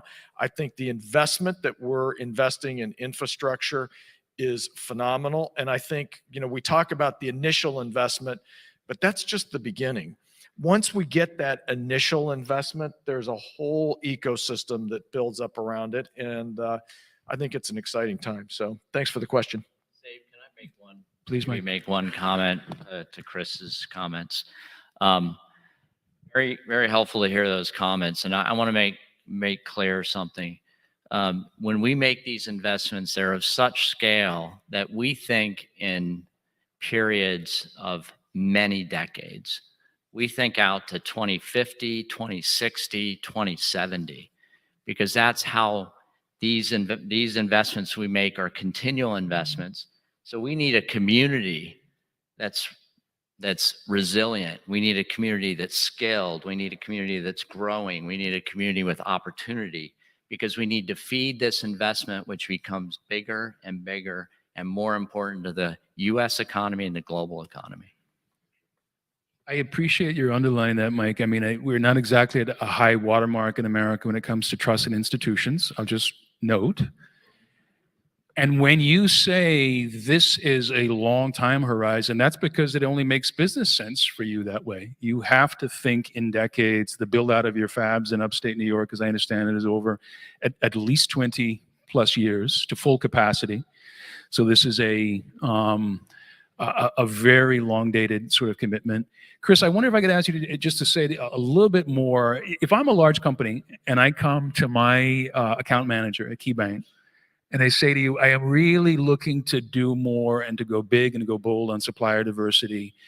I need to transition my supply chain in some ways.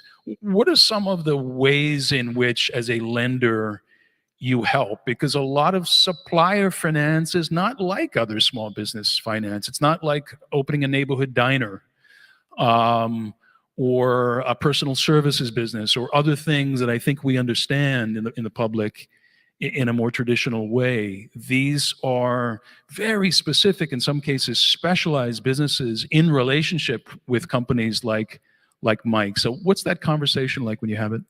Well, what's interesting about it and why I think there's such an opportunity around increasing the share of diverse suppliers is Don Graves, who's a friend and a former colleague, he talked about the importance of capital. Capital is important, but the great thing about getting these orders in hand is once one has these orders, it's pretty easy to get it financed. It's frankly, if you have a huge receivable from Micron, that's easier to finance than starting something from scratch. So I'm not minimizing it, but when I think the biggest thing we can do, and that's why I talked about this notion of kind of having a list of who the suppliers are that are scaled and scalable.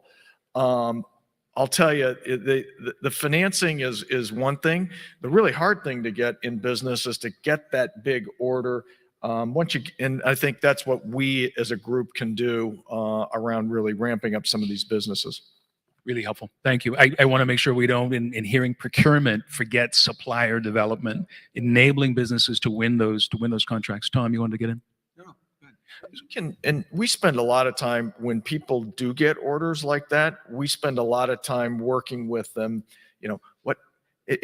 Whether it's a diverse supplier or it's any other supplier, one of the things that people need to really pay attention to is a lot of supply chains are very complex.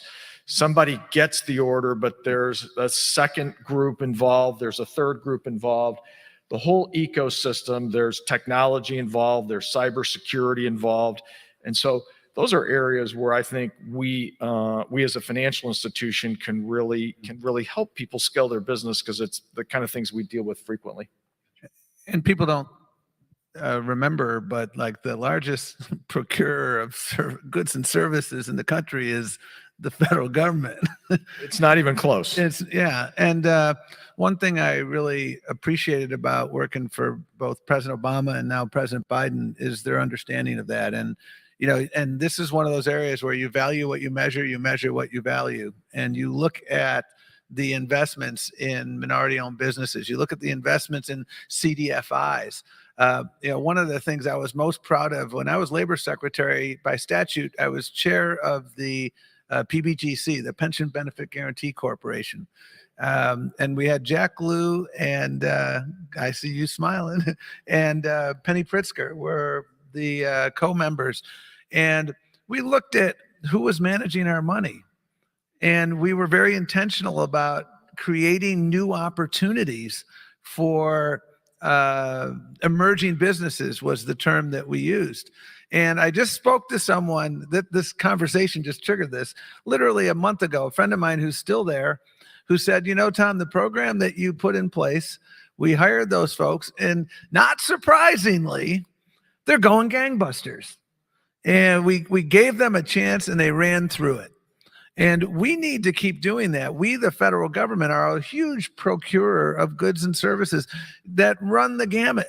And that's, again, I'm not going to get into, I could give you a whole data drop of, what's been done for businesses of color. It's been, again, getting back to that executive order with an eye toward equity.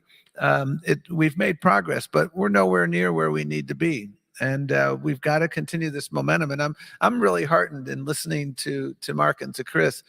The situational awareness of the fact that this is, yes, it's a moral imperative, but this is enlightened self-interest is what it really is for businesses across the country. We have left so much talent on the sidelines in this country by failing to invest in communities of color. That is sinful. I'm doing a lot of the meeting I had right before I came here was with business leaders from New York City.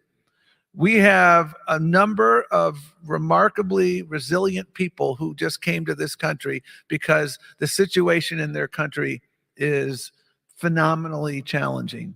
Venezuelans in New York City are the largest population currently coming in.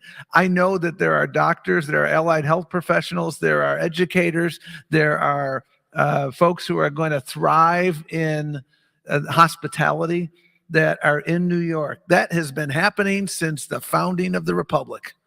And I'm so appreciative of how businesses, again, another example of stepping up, because it's not only the right thing to do, but folks, we got a workforce challenge here. And we've got to start looking in places where we've had benign neglect and sometimes outright hostility toward in our nation in previous generations. Tom, thank you. And if I may, in some sense, we're here today to talk about the fact that we've got a workforce or a talent pipeline challenge, it has sometimes been called. Who's going to build and make all this stuff? The workforce of the future is absolutely crucial. We've also got a supplier pipeline challenge.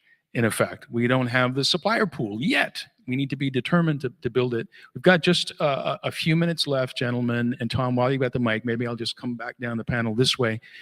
What have we not done yet that you see as possible, Tom, in the year ahead, especially to drive real, meaningful, visible benefits to the most disadvantaged communities, whether through the Justice 40 commitment, given how important net zero is, or other things?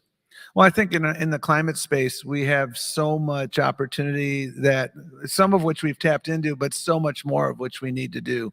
And, the Inflation Reduction Act is different from ARPA. ARPA was here, jurisdiction A, here's money, figure it out.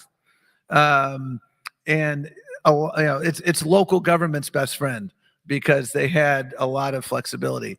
The reason I bring up the IRA right now is because my concern is that we don't want to reward the communities that have the savviest grant writers. We need to make sure that we are rewarding the communities through that equity lens that I am redundantly, and I will continue to be redundant, mention. And that's, I think, the opportunity. That's one opportunity. There's limitless opportunities across all of these investment streams. But in the IRA, I know people like John Podesta, who's been, a very large leader in this. That's what we're thinking about. How do we make sure that these sorts of opportunities that require a lot of moving parts, we need the key banks of the world, we need the Mark Murphys of the world to be intentional partners with communities that haven't always had a seat at the table. And I see a plethora of progress. I appreciate what Bloomberg has been doing on IRA and in their philanthropic arm, really bringing communities that have been underserved together so that we don't look back on this and see, we've rewarded the savvy grant writers as opposed to the most worthy projects. Thank you, Tom. You're bringing us back to a key theme of the morning, accessing the resources, not assuming that everyone can pull them down. Chris? Well, I think to pick it up where Tom just left off, I think I think this notion, the announcements that were made yesterday about these economic opportunity zones are just incredible. I mean, there are smart, driven people everywhere. And once it gets momentum, there's a reason why, people say, well, you could name, Don Graves said you could name the top 5 places. You could, but because it creates an ecosystem and it creates kind of a flywheel. And I think there's a real opportunity not to just continue to invest in the same places, but these opportunity zones. And then the other thing that's just on my mind as we think about what can change is I think there's all these businesses in the United States that were all started after World War II. all the people that own those businesses are thinking about retiring. And I think there's a huge opportunity, we working together, to have those businesses transition to a diverse group of new owners that can take those businesses to a new level, can re-energize them, and frankly, in so doing, can create, generational wealth. And so I just think that's something that's on my mind as well, that I think is just an untapped resource. So Zev, those are a couple just thoughts. Thank you, Chris. Mark, last word. Just realize there's a few minutes, but two things I heard most of the discussion here was scale and intentional. Our intention, our vision is to have unprecedented scale in the US for semiconductor manufacturing, supported by the CHIPS Act. That provides unprecedented opportunities for people. It builds an ecosystem that we don't currently have that's strong enough, particularly in the community, New York, that we've identified. It will change that part of the country.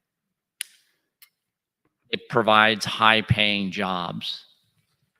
And that effect permeates the entire community, creates a more robust community, a more dynamic community that we have to think, as I mentioned earlier, in generations, not in years. Thank you. Thank you for stressing that. I've got two final duties, everybody. First, join me in thanking the panel.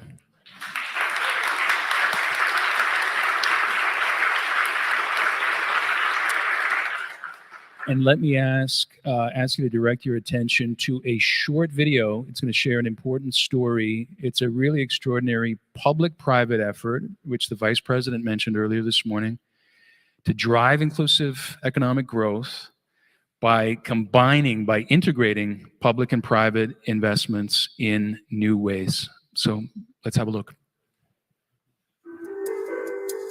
The single greatest predictor of one's ability to move up the ladder, which is sort of the definition of the American dream.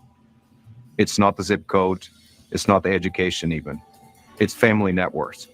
The generational wealth has been created in entrepreneurial ventures, in small businesses, particularly in communities that have been historically underserved. They have ample capacity to succeed. What they need is someone to help them build their business.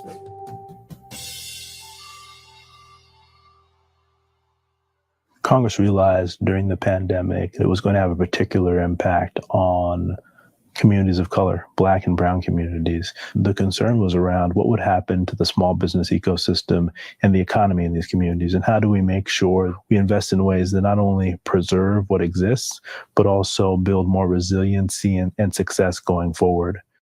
When people hear underserved communities, they immediately connect the dots thinking that somehow equates to risk. But if we look at the loss ratios of these CDFIs, they perform at par or sometimes better than their larger peer banks. Today, many immigrant business owners, including some Asian American business owners, face language barriers that limit their ability to access capital and banking services. And people who live in rural areas, including many Native Americans, often lack access to traditional financial services of any kind. In 2022, a pivotal discussion at the Freedman's Bank Forum echoed the urgency to address the economic disparity underserved communities face. The call for a structured, impactful response resonated through the nation's capital. The Senate also recognized the need to take leadership on this issue. And that came in the form of Senators Warner from Virginia and Senator Crapo from Idaho, one Republican, one Democrat, coming together saying, there's no reason for the work around community development finance to be partisan whatsoever. It is really an American issue and not an us versus them issue. My hope is that CDFIs, MDIs will now have a bipartisan group of senators that will support this extraordinarily important work going forward. The Biden-Harris administration went even further through investments like those in the CDFI's Funds Equitable Recover program. The private sector had made lots of commitments to try to reach those communities as well. And so this caused the federal government to go and have a conversation with corporate America. And so that's what led to the formation of the coalition. The Economic Opportunity Coalition channels resources to bridge the economic divide, empowering underserved communities. The Economic Opportunity Coalition is a historic public-private partnership that consists of Fortune 500 companies, foundations, and community-based organizations that have all come together to try to align and catalyze investments in underserved communities. Our mission is to ensure that everyone has access to affordable, easy to use, and secure financial products and services. We've invested over $150 million into MDIs and CDFIs, and that capital is helping people build equity and build financial health. One of the most rewarding aspects of being part of the EOC is the dynamic discussions that we're having with other corporations, with government agencies, with MDIs, CDFIs, nonprofits, and foundations that are working together to build a more equitable future. And those discussions and the learnings that have come out of them have really informed our own investment strategy at PayPal and how we think about the impact that we're creating. They believe that every part of the economy has to have a chance to thrive in order for them to thrive. So they're leaning in with us, and in many cases, they're not necessarily taking greater risk. Well, history has also shown that CDFIs and MDIs, especially in times of crisis, actually overperformed traditional financial institutions. It's not a charitable ask. It's a smart investment into the future of GDP growth in America. This organization comes together around three core principles. That is accountability, to make sure that everything that we're doing is data-driven, quality over quantity, to make sure that we just have a limited number of solutions that really have deep impact in communities, and then alignment and synergy between the public, private, and social sector to make sure that we're working together. We know that our economy can only reach its full potential when all Americans can participate in it. What the EOC, to me, does is to create channels of capital that permanently are invested with expectations, both social and financial returns, right? It's not charity, but those channels of capital will find those communities through the intermediaries like CDFIs and MDIs to become a movement. The Economic Opportunity Coalition mission grows with each partnership, each story of change. Opportunity Coalition is focusing on two initiatives over the next year. The first is continuing our deposit initiative. And so we hope to reach out to more partners to join us in this effort, and also talk to folks who are not familiar with community development financial institutions at all.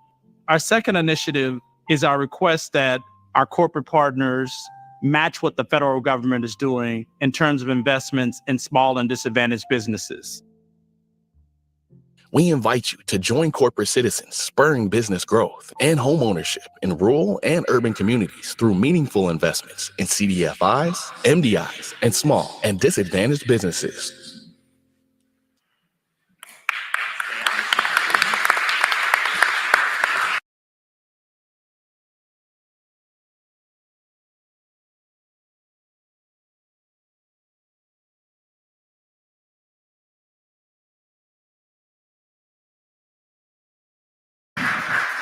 Well, thank you so much to everybody that's in the room, to those of you that have been joining us on live stream.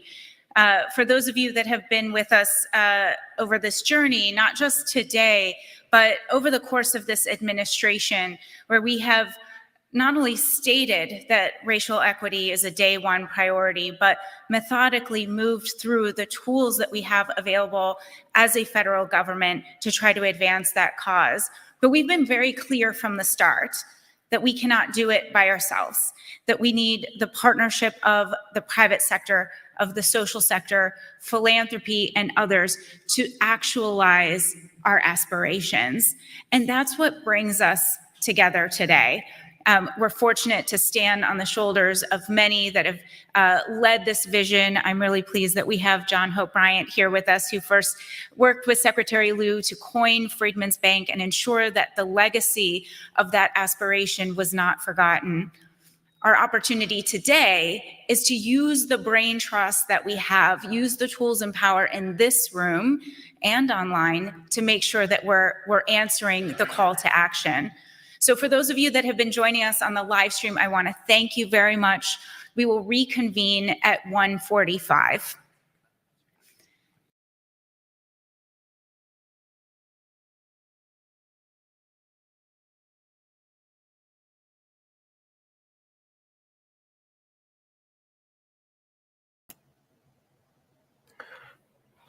All right, family. Hope everyone is well. Could someone put a 1 in the chat to let me know if you can hear me? I'm assuming you can.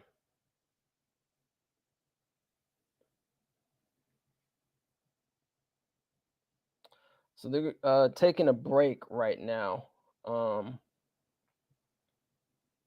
right, wonderful.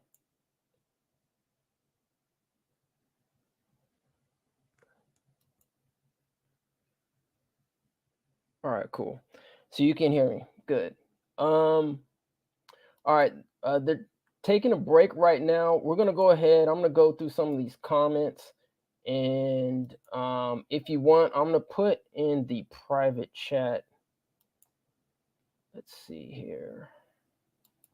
The StreamYard link, and if you want to come in, we're just gonna probably leave this cover up. You don't have to be on camera. We're not interested in all that. We're about information here and educating and informing the public and the community. So there is a StreamYard link. Actually, I don't know why. Hold on a second. Sorry about that, family. Okay, I put it in there again. Yeah, if you want to come in, you have the opportunity to come in if you want. If you don't, if you're somewhere where you can't, it's all good. You can do that too. But when you come in, you might actually have to mute the YouTube link or wherever you're at, because it might get some echo and delay. So yeah, so let's go through this. I want to read some of these comments here as they go on break, and I think they said they'll be back at like 1:45 Eastern Standard. All right. So thanks everyone for joining. Please like, share, and subscribe. And as I said before, if you want to comment, go ahead and comment. Have no problem with that. We have no issues with that. We want to express ourselves accordingly. But if you do, just put stars in there, pound signs or something if you're going to, put any explicitives in this, because, our future babies are going to be probably listening to this or read this. So just please keep them in mind. Appreciate that. All right. So here we go. So let's start from the top here. Peace, thank you for the recast. We definitely need to be watching this. Shout out to Box Avoided in the building. All right, I've heard Freedman with an A is those enslaved by natives, and with an E is by the American government. Interesting point. We're actually going to be reading the 1866 treaty on the platform. I don't know exactly when we are going to do it. We actually are probably going to go ETN Media Group. Probably going to go hiatus during December sometime. So we might actually read it later, maybe sometime, on the holidays before the new year ends. All right. We go from Freedman's Bank to talking about Latino growth, women's businesses, small businesses. Shake my head. Yep. All right. It's not literacy, it's racism. Very good point. All right. Asians have higher incomes and wealth than some whites. They are not a part of this convo. They even got reparations in the 1990s. This is about Black Americans whose wealth was stolen after slavery. All right. All non-Black panel.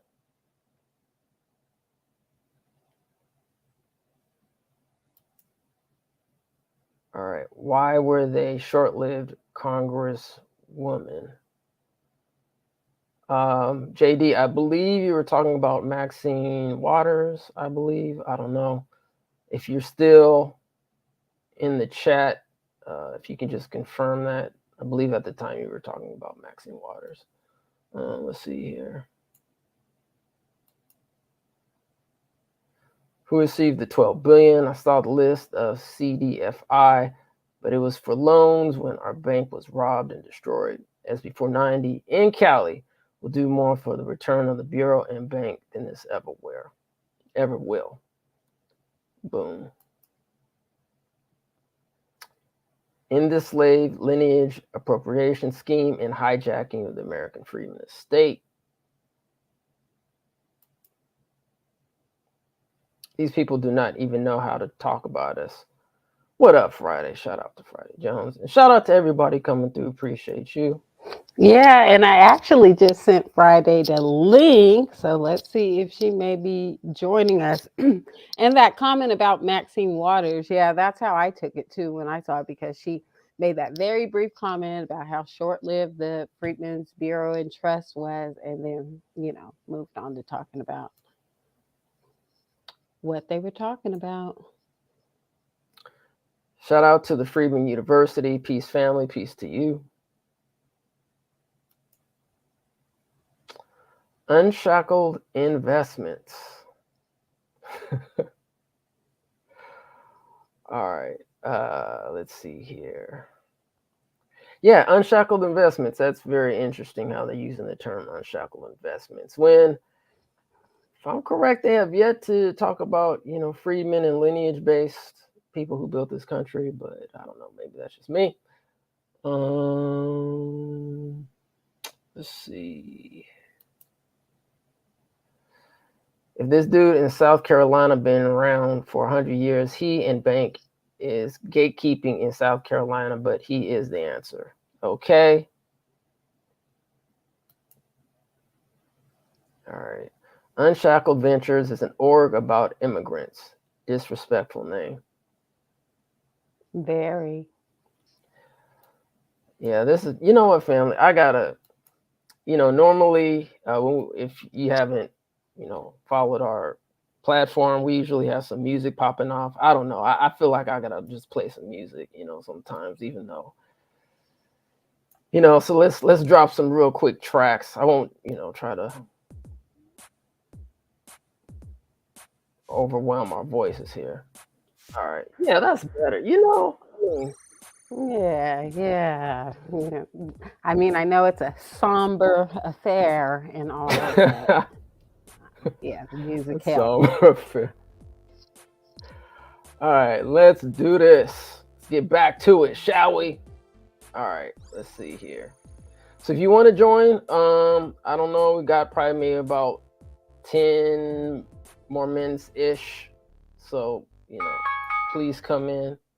My alarms are ringing as we go on. Okay, so let's see where we're at. Unshackled Ventures and org immigrants, this triple name. All right, what advantage do they bring? All right, or he did not even say we set aside 10% for the Negroes, that we made it possible. Yeah, absolutely. All right, so we have somebody in the building.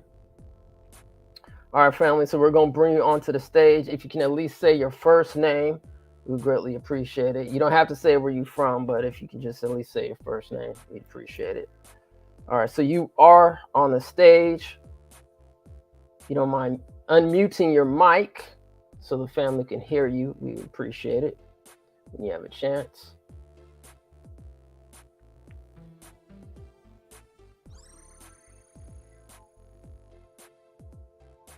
All right, well, while you're trying to unmute your mic, we'll go ahead and keep reading these comments. And when you're ready to speak, you can go ahead and speak. All right, so let's see here. Man, where do we leave off? It was disrespectful, the Unshackled Ventures. I'm tripping. I think maybe we did. that, yeah, either that or it's stuck in Oh, my here, mind. was it this one? Yeah. All right, cool. Thanks for that. And that's why, Kim, I so appreciate you, because it's always good to have second eyes, because sometimes, we're trying to multitask. Let's see here. Statue.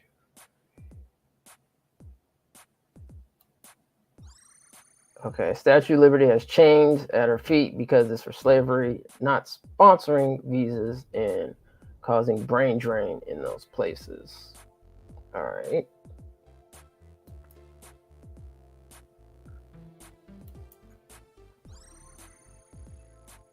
Let's see, okay. Let's see. Wow, 1,000 jobs. Why do they speak? They get to govern these funds. Yep.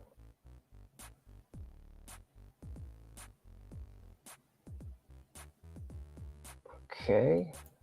I have a client whose daughter goes to a school that after graduation, they have to bring something to market. They have a small business support center in the school. All right. Who says pink? I'm gonna let. It looks like we had one in that. Okay. Yeah, I think we're waiting for our good sister to unmute her microphone, but we'll just let her do what she's doing in the background until she's ready. But this program that they mentioned about bringing something to market, that would be great for HBCUs. But first, we got to preserve those HBCUs. Ain't that the truth? All right, so doesn't this belong in the Department of New Americans Forum? Why are they at this forum? All right, so we got somebody in the building. Can you please state your name, please? Peace, family. It's Truth to Power. I was in a chat room. Thanks for letting me come up, man. I won't be long-winded or long. I just wanted to ask a couple questions, man. So I was in a chat and people were suggesting that we, demand that they change the name. But I also had a question as far as, should we also demand like some type of specificity within the program so that the Freedman actually benefits from this all lives matter type of thing that they got going? I can't imagine that all the resources will go to just immigrants and other people of color or whatever. So I'm just trying to think, like, how can we organize to extract resources to our community, and would getting them to simply change the name be a viable solution, or I guess solution to this? Because I think it's disrespectful that they're doing all this in the name of Freedman.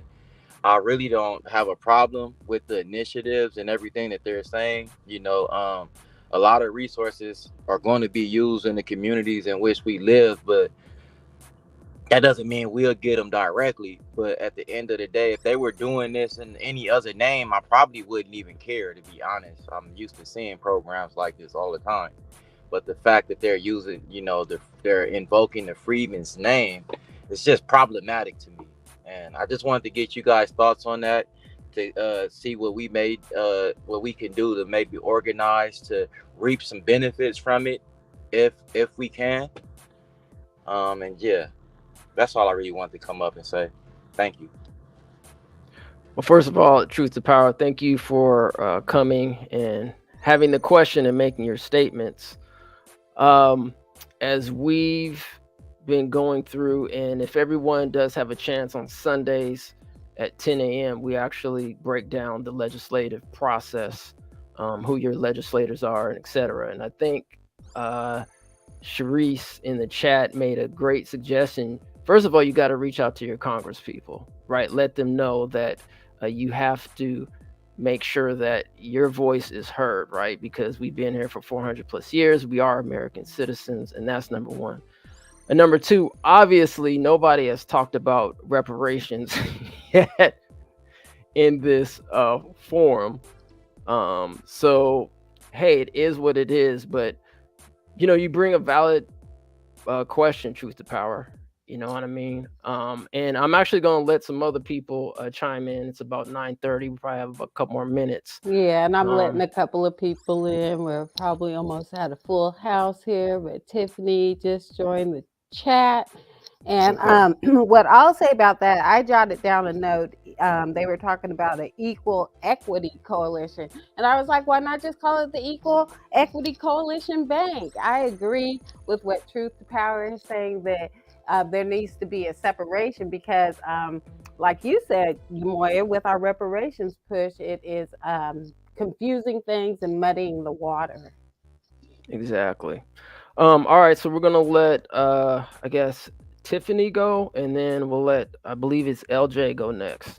I think we lost Oh, Tiffany. So we LJ, lost. you are up. And Nita, your device is not connected. So I don't know if you might need to go and come back. But LJ? You're unmuted, LJ. So if you want to speak. No, I'm just here to listen, actually. I joined pretty late, so I can't really comment on a lot of what happened at the meeting. So I was just here to listen. Okay, well, thank you for listening and joining. When you do have a chance, this should be on the replay, so you should have a chance to look at it. But what do you think? Do you think, so far, what you've briefly heard, LJ, that they should be naming this as the Freedman's Bank Forum, or do you think they should be termed as something else since they've been using? No, absolutely. I think that's kind of where the focus should be, not necessarily on what they are trying to do, but on actually using a different name and different entity in order to accomplish what they're trying to do. I wouldn't waste cycles on trying to tell them what they need to be doing unless they are insisting on leaving the name as it is. But the real emphasis should be on them changing that name. All right. Well, always appreciate you. Thanks for joining and commenting. We're gonna go ahead and go through some more of these comments. I think some people are actually trying to get in, but I don't know. There might The be comments, and I'm not sure what time they're coming back. But did you want to run through some of the agenda also? Yeah. Do you want to run through the agenda first, and then we'll go back to the comments? We can finish up a few more comments and then Okay. just see what's coming up though before we go back. All right, cool. I'm contacting my congressperson to let them know this forum is disrespectful. Yeah, that's right. I mean, sometimes, the one thing that we can do is reach out to our Congress people to let them know how we feel, and you have the right to do so. All right. I didn't want to interrupt, but I can unmute. Oh, you. So you ready? You ready to go in? Tag me in. You in. You I was just typing. Ain't no hand raising in here. Just come on in. Yeah. So you Good ready? morning, family. I'm sitting here working. I'm at home working, and I've been tuning in. But really quickly, I have a great congressperson. They are very attentive. Everyone is not the same way, so they took my concerns down. And my congressperson is not on a banking committee or commission, so they suggested I reach out to CDC, and I laughed because I said, honestly, your office, your Latino, your office has done more for me personally as a Black person than CDC, right? So anyhow, I've done some digging while the forum has been going. The Rockefeller Center started the Economic Opportunity Coalition, or whatever the EOC is, that has partnered with the quote unquote Freedman's Bank. And if you heard the woman who was speaking right before the break, she said so-and-so coined the term Freedman's Bank. So my suggestion is a social media campaign. And if you all want to change the name, fine. But if me, I'm all about amplifying our community. So I think that the person who called themselves coining this entity, even though it already existed, needs to be blasted on social media. The CDC needs to be brought to the carpet on this. And I reached out to someone who's on the East Coast, and I was texting her about the event. And she said I suggested about this event, she sent a letter to the Treasury Department. And she said she did. I sent her 2 people she should reach out to. She hadn't heard back. She sent it to the White House as well.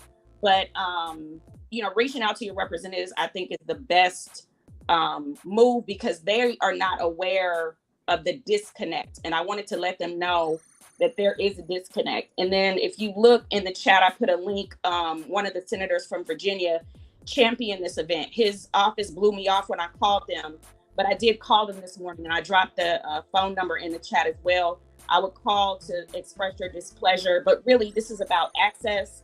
The Rockefeller Center or Rockefeller Foundation is not taking us into consideration, and I think it's important to make them acknowledge that this connection belongs to us, or call it something else, but they're not aware. So we need to make them aware. That's all I got. All right. So do you want to say your name for the people so they know? I'm sorry, I didn't know you guys didn't know my. Hey, this is Sharice. Yeah. All right, Sharice. Thank you. Yeah, I was gonna say it for you, but I was like, nah. And Sharice, you've been doing a wonderful job. Actually, Sharice has been involved in the reparations fight out here in California for quite some time. And I think actually the first time we met was I could be wrong, was in San Francisco. You showed up along with some of our other advocates during the California Reparations Task Force hearing. Sharice was basically at most of them and providing testimony, which is important. Reaching out to your congresspeople, all of that for sure. Yeah, definitely. And I don't know if we're going to have time to read the comments, but I know Sharice was actually brought the kind of what's kind of going on with the quote unquote Native American Indian tribes here. I know we've had brief offline conversations about this, so we're going to actually read the 1866 treaties. I know they actually do mention the Freedman people in this, so we kind of want to, see what we can do to kind of go through that, break it down, right, and see what happens. Close attention to the language. Can you pull up the comment? Somebody made a comment about Freedman, M-A-N, versus Freedman, M-E-N. So when reading through the treaty, it'll be important to pay attention to that, language. I mean, is there a distinction? Exactly. Well, first of all, I just want to apologize for the typo. It's FR, as you see on the screen. We will update that. I thought you did that on purpose. I know I should have, right? The Fraudman. I've heard it called the Fraudman. Fraudman. I know, right? The Fraudman's Bank. Okay, I don't. Who said that? Was it? I don't know. Who said? You talking about the difference between Freedman and Freedmen? Yeah, you read it, Yeah. or you had. I remember you read it. I know there's a lot of comments in there, so there's you a might lot not of be able to comments. find it back. Yeah, I don't even know. Actually, let's get somebody in the building. We're gonna bring this person to the stage. Thank you. All right. Can you say your name, please? Thank you for your patience. We'll be right with You're you. unmuted.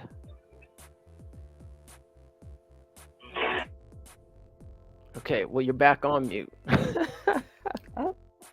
back Alright, muted. If and when you're ready, I don't want to say your name, but whenever you're ready, just unmute your mic and let us know when you're ready. All right. Kim, I don't even know where that comment is. So I mean, what do you have to say about that? Are you saying, is there a difference between the freedman and freedmen? Right. The comment. Can you hear me? The comment said that freedmen, M-A-N, meant the indigenous tribes or something like that, whereas freedmen was for the emancipated slaves. But like I said, I would need to research that. Yeah, and that's why we're going to read the 1866 treaty to see if we can decipher it between that language, right? I haven't read it. I mean, usually, when I read things, I usually don't like to read stuff before. I just like to read it live or pre-record it, so I don't have any bias going into it. So we'll see. Let me just pop in some other stuff here. The Freedman Bank should have benefits for the American freedmen directly. Thanks for Ross Mickens for joining. All right. Shout out to Monique. Monique's doing a great job for the reparations movement out here in California. Thank you very much. And everybody is appreciated. You just have to be active, and part of being active is to be informed. I mean, that's where it first starts, because if you don't have the information, you really don't know how to move, especially when all this technology language that's being thrown out in our legislation. And, stuff goes by so quick and so fast. As a matter of fact, I want to pull up this. It's 9:42, and I think they're going to start in 3 minutes. Now, this is what we've collected so far. This is from Legiscan, and I suggest everybody, it should be in everybody's state, to actually look up Legiscan and what's going on in your state. Because there's a lot of bills being passed. Some bills may not be relevant to Black American descendants directly, but there's a lot of things that actually might affect your life, right? From utilities to, as I mentioned in this forum, small business, how we can allocate some of those resources while we're working on our freedmen's agencies, right? Statewide and eventually nationally. So in the interim, we got to do what we got to do to tap into those resources, because those resources are available. And I think one thing that they did mention as well is the data disaggregation, right? Right here in California, I believe in 2024, they're going to actually start disaggregating data, which is very important, because it's going to show the disparities, and let's just call it what it is, especially between freedmen, aka FBA, ADOS, however you want to call yourself, lineage-based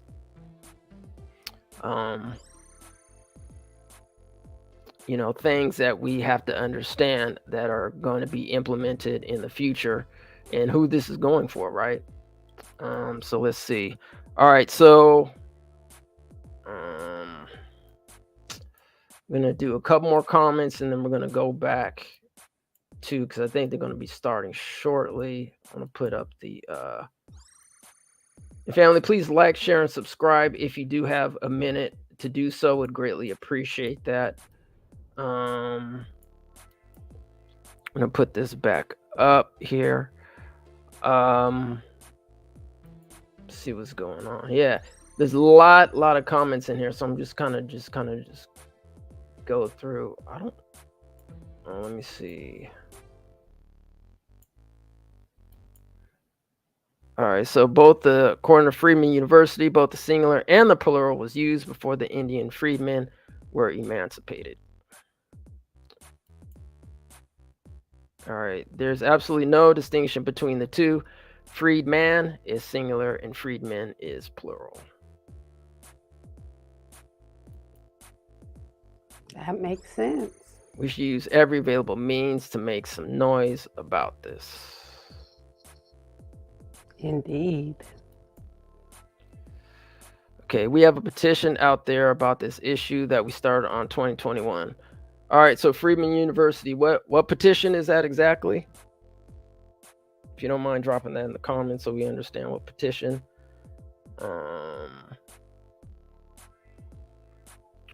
Let's see. Going through. All right, what is this? Yeah, I think we should call our congressmen and demand they change the name. Call it whatever you want, but not the Freedman Bank. Very good point. Okay, let's see. Shout out to Friday. They do not even know how they sound to us. Yeah, Friday. I'm assuming you're talking about some of the panelists that were on there. I can't really, disagree. I wish I could disagree with that. I think one of the panelists may have mentioned something about, Black Americans at one point. That was mentioned one time throughout this whole thing. And, yet they haven't mentioned, the one thing that built this country, right? And that's slavery, that's enslavement, of our ancestors. So, yeah.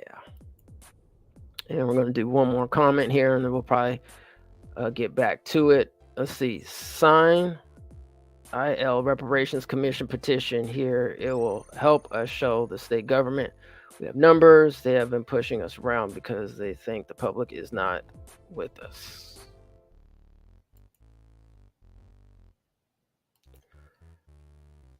All right. It was John Hope Bryant that suggested the use of Freedman's Bank for the forum. I think he used to show up on Roland Martin's News One and YouTube shows. All right.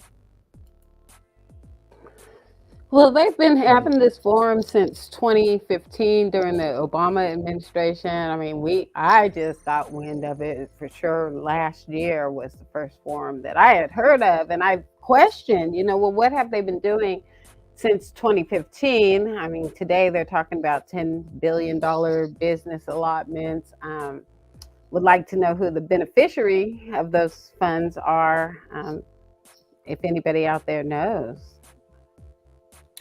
Yeah, great question. We should also look in to see, if anybody also has that information out there, some of this, data that I guess they were kind of referring to, throughout the forum, like, where is it? Do we have, it should be available somewhere.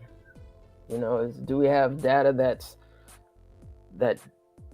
disaggregates, who's getting what in terms of where this money is being funneled to?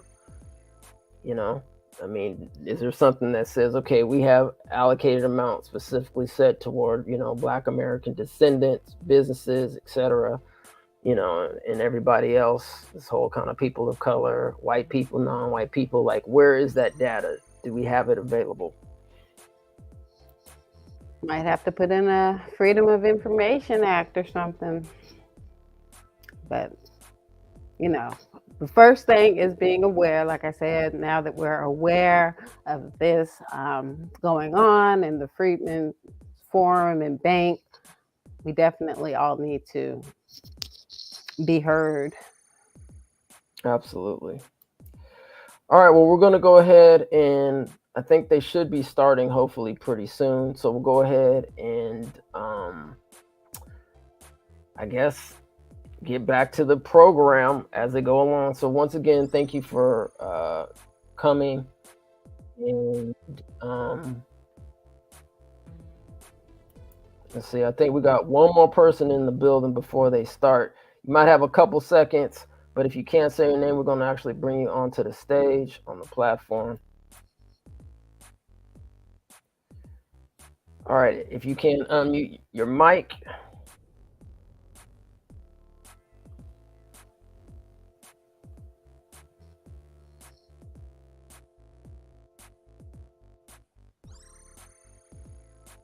I think we have a good brother in the building. Sorry, brother. If and when you're ready, just go ahead and mute your mic. Let's see. Right here. Hey, Amoya, that link I put in to the agenda was the online agenda. I just went to access it again, and it says page not found. Have you tried to look at that link lately? Oh, no. Are you serious? Did they take it down? I don't know. Do you still have it up from before on one of your tabs? I mean, I could. You want to go over the Yeah, just to see who's going to be talking. Okay. Next. All right, so let's do that. All right. Yeah, we had our brother Naeem that I think was gonna say something, but I don't know. Well, jump in whenever. Like I said, ain't no hands being raised in here. All right. So all right, let me see if I can let's see, share screen here. Oh, what am I doing? Present slides.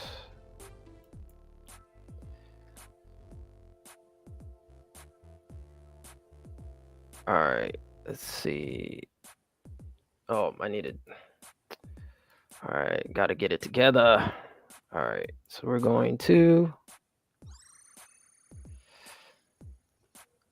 All right, so let's see what's coming up next. Oop, I'm just skipping stuff. All right, what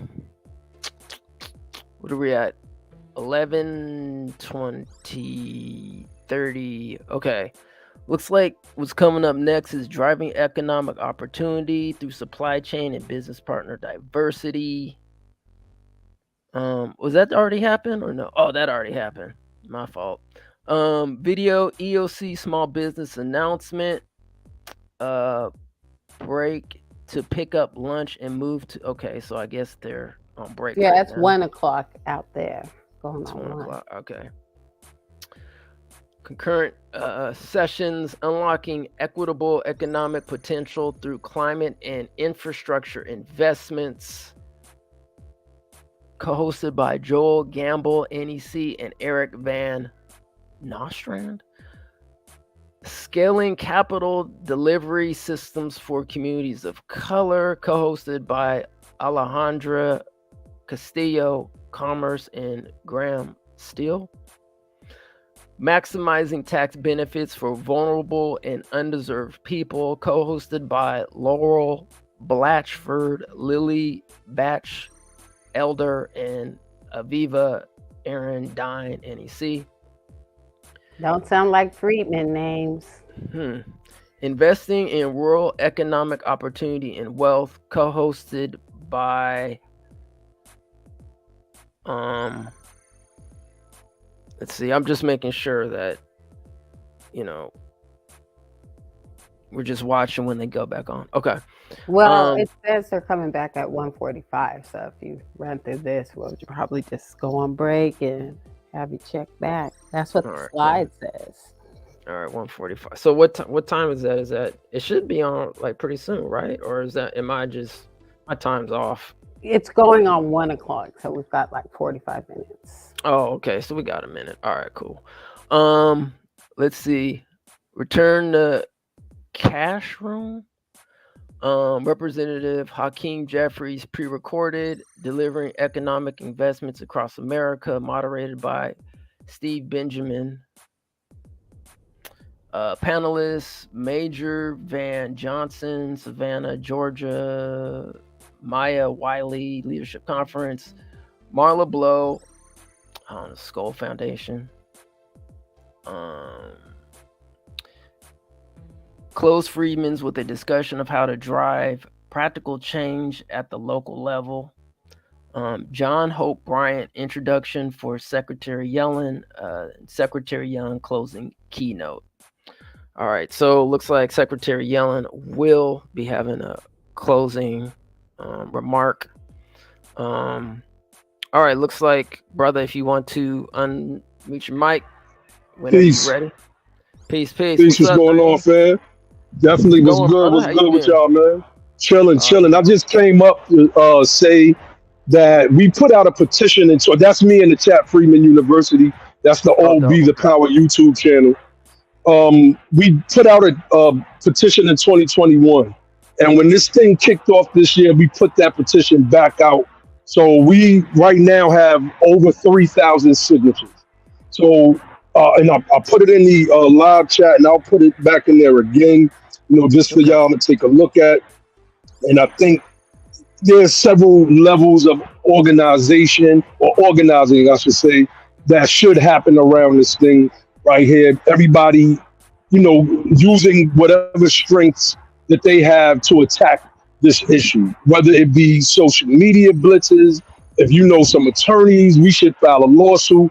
But one of the things that I'm going to say is, regardless of what, we should all put our heads together and attack this thing. We cannot keep letting them loot our legacy like this for the benefit of others. And that's all I jumped on to say, fam. Okay. Can I ask you one or two real quick questions? Oh, sure. Okay. First of all, so what are your thoughts currently on the Freedman's Bank Forum? Just want to get your take on it so far. Well, I've seen a lot of people. My brother Ali stopped watching because his blood started boiling. He literally like, I just cut that joint off. I was just getting heated, and so my thoughts was I wasn't actually getting angry. I was seeing an opportunity for all of us to come together right now in this moment. Right, some things may be going on between certain individuals and certain groups, etc. But the mission is always the mission. And I think it's an opportunity for us to put our heads together and really attack this thing. This could be where we launch from, if you will, to say, we're going to file a lawsuit. We're going to do a social media blitz. We're going to write some op-eds. We're going to do everything within our power to establish the fact that you will no longer use the plight of our people, because that's all I heard up there, and that's all we all heard, and that's why everybody got angry. So my mind is just solutions oriented right now. Okay. And one or two more questions, brother. So from your perspective, what is a freedman or freedman? Okay, and I was the one that was commenting on that. Unfortunately, that question that was asked is, it's because you have people that are detractors to what we're trying to do. So they're trying to say that freedmen were those that were freed in 1865, and that freedman was those that were freed in 1866. Now, the same people that make this argument also say that freedman got the name first in 1866, which is just absolutely crazy to me. But freedmen obviously is plural, right? And freedman is the singular. Right? So if you were reading it in the literature, and it would say says one freedman, it would be spelled M-A-N. If you were looking at a group and it said, and all the freedmen yelled out, they would use the E. It's just simple grammar. Gotcha. All right, man. So, I mean, I know a lot of terms were thrown out there, people of color, et cetera, et cetera. I know we have some gripes about that, but is there anything positive in this form that we could, use and utilize? So I believe so. I believe so, because a brother, black conservative brother, put me on to I believe it's called CDFI a couple months ago. And I was able to scroll through one of the 70 browsers that I have open on my phone of stuff that I haven't read or have read, and I keep up for the sake of just grabbing a link. And one conversation we were having in the Twitter inbox, I put it in there, and the brother was breaking it down to me. He said the problem with these CDFIs, and it was two other things he put me on to. He said is that we don't have access to them because nobody is coming to us and letting us know that these things are available. For many people, it was the first time they've heard of a CDFI. A few months ago was the first time I've heard of a CDFI. So I think that there is an opportunity for us, especially those of us that have organizations, 501c3s. I don't know how a C4 will work in that respect, but to start looking into these things and see what type of funds are available to start doing work for freedmen in our neighborhoods. We can't just totally look at these things as net negatives, right? What can we do with what's already available? And if there's something there to help us do the work that we need to do to uplift our communities, then we need to jump on those things and start utilizing them. Why let the immigrants utilize them? It is on us now to bring that awareness to our neighborhoods. We just got to put our heads together, basically, and we can do it. So I don't want us to just look at this thing as a negative. We learned something today. We learned about a bunch of different initiatives that we didn't know existed. Several of them are accessible to all groups and all organizations. Now that we know, we have to start applying that information and basically try our best to utilize them and see if they try to lock us out, etc. Now we have more layers to the lawsuit that we're going to bring for this Freedman's Bank Forum thing. Now are you still in ATL or I can't remember if you're in New York? In Georgia. Okay. I'm close. Uh-huh. Okay. All right. I'm moving around the South right now. Let's just put it like that. Okay. All right. So you're moving in the South. So have you been following what's going down in there in, is it Fulton County? Is it Fulton County? Yes. Can you let the family kind of know what's going on with that? Because we've just been hearing some kind of negative stuff going on. Can you kind of give us a rundown on what's going on? All right. So last year, Sister Tamara Johnson Shirley and I were invited to speak to the people that were on that task force and the top Black state senators and House reps in the state of Georgia. And I got up there and in no uncertain terms, I broke down why we have to move with reparations based on our specific ancestry, or what's commonly being called lineage-based reparations. And, they decided, obviously, to go another way with it. I looked at other pieces of legislation that was sent to me, and I told certain individuals, I was like, this is not going to work.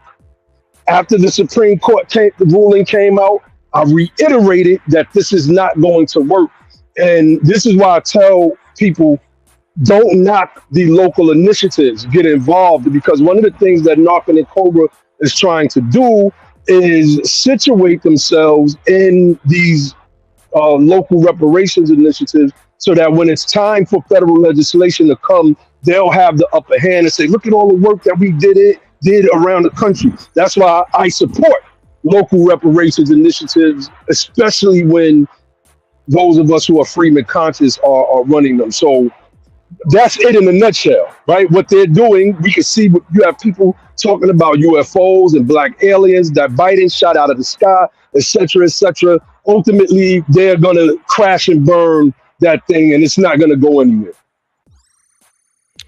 So far, have they, in any documents, or hopefully in the future, they'll be updating it, but have they said anything? Is there any lineage-based reference at all in any documentations or proposals that they've talked about so far? To be honest with you, bro, I fell back. I fell back. I told Sister Tamara about 2 or 3 weeks ago, we would have a conversation, and that was it. I'm kind of disinvested because I'm not in Fulton County, number one. And if they've decided that they were going to take this broad approach that we've been fighting against, that California had to fight against on their own task force, and I'm not on the task force, and I have absolutely no influence. I'll say this. When I got finished going in at that private gathering, everybody pulled me to the side. Everybody was like, hey, brother, come here. One of the brothers, he was from Savannah, Georgia. He's a House rep. I can't think of his name off rip. Heavyset brother. He was so interested in what I had to say that he was letting me know about a documentary that he was doing. And I have brought up Tunice Campbell and what is known as the original 33. And he was like, that's what the documentary is about, and yada, yada, yada. So they were impressed with that quote unquote lineage-based reparations talk. But when you don't have the power and the influence, and this is why we got to get involved in local politics, it's going to be hard to sustain one session of someone like myself giving a breakdown of why it has to be, reparations has to be based on one's ancestry and not this broad, ambiguous racial terminology. All right, brother. Well, if you can, if you want to, it's up to you. You could put your, YouTube page, and people, if you can go and like and subscribe to what our good brothers are doing. We always appreciate the fight. As a matter of fact, I think let's just keep it real. I mean, you guys were probably one of the first platforms to really resurrect, right? The Freedman name, right? And so we got to give a shout out. Indeed. Honest, man. Honest. I appreciate that. Yeah, and Naheem, thank you for answering my question about the freed man versus freed men. I mean, you know how they use language to trip people up. Oh yeah. And Oh my yeah. question for you is, since this forum has been enacted since 2015 during the Obama administration, when did you first start hearing about it, or have you been following it for that duration of time? No, actually, I first heard about it in 2021 when we started. Was it 2020 or 2021 when we started the petition? It was one of those years. I'm not sure if we started that petition when we first heard about it.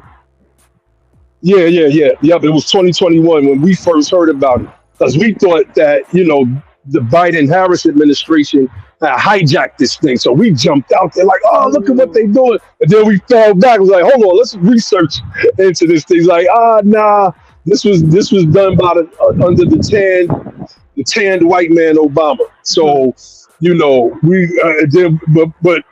we still made the push. We gave a breakdown on the Be the Power channel. That's the Freedman University channel that you see in the chat. It should still be up there.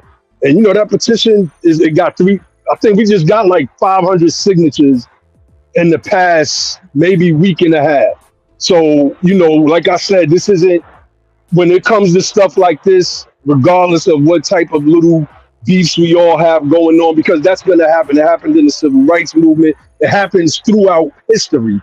When there's initiatives on the table, we all got to jump on that stuff and make sure that we're looking at the mission and not the individual. So I just want to add that message in there.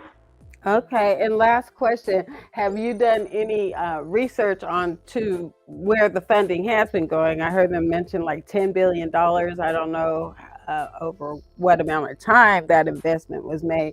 But do you know who's been receiving these funds? Well, I know when we did the live stream 2 years ago on it, we did a breakdown. To be honest with you, at this point, I'm not. But listening to the participants of the forum, we're able to hear how they are making these investments or how they want to move these investments. Like when I heard the guy say that they gave, $10 million, I think, to 80 immigrant businesses, which then employed 1,000 people. Who are those 1,000 people that are going to be employed? Other immigrants. And when you travel throughout South Carolina, when you travel throughout North Carolina, when you travel Georgia, I mean, just you go by in Atlanta, you go by the Greyhound bus station, you see all our homeless people out there and people begging, and these immigrants are coming over here given the opportunity. They're given that opportunity and to thrive and make it, and our people are out of doors and living under bridges. Yes, I can understand why that would make us angry, but now it's time for us to organize. And like someone suggested in the chat, rename it. You're not going to use the Freedman's name. And if you're going to use it, then you better make sure that you're allocating extra billions of dollars specifically for the American freedmen. So that has to be how we, kind of frame our fight, I believe. Okay. All right. So one more question, bro, and then we'll let you get out of here, bro. So we definitely appreciate you. When we often get asked, will reparations happen? So, brother, I want to ask you, Naeem, will reparations happen? Yes, absolutely. I believe that reparations is going to happen in our lifetime. Like we have a knowledge base right now that none of the other organizations had. The reason why Narcan and Cobra and them have to stay on this Pan-African stuff is because they've been getting money to do just that over the past several decades. It was about Pan-Africanism. It was about things that were not necessarily beneficial to our group here, which is why they're trying to advocate adding 10% of Black immigrants receive reparations. So they feel that it's getting closer and closer as well. I'll say this too, it's on us. We, like I said, we have a knowledge base that's greater than a lot of people. We was building with a constitutional professor, about Freedman's status. And after the breakdown, the brother was like, y'all are way ahead of me on this. Constitutional professor. So we just got to stay the course. We got to stay building. Even if we got to build through mutuals where there's still some lines of connection, then we have to do that. But we have to keep moving forward. If we keep moving forward, this group, those of us that's listening to the sound of our voices right now, and those of us that are really, really out there fighting for this thing, we're going to see it in our lifetime, because they're not going to be able to ignore us. The moment that we're in right now is because of us. It's because of us. All right, man. Well, before you go, brother, I don't know. Let me see if I can. I don't know if I can do it. Well, you know what? We're gonna have to do this, because I'm gonna have to switch it up, because brother, you was bringing some serious fire, some serious heat, and we always appreciate you. So you gonna get this one, bro. Here we go.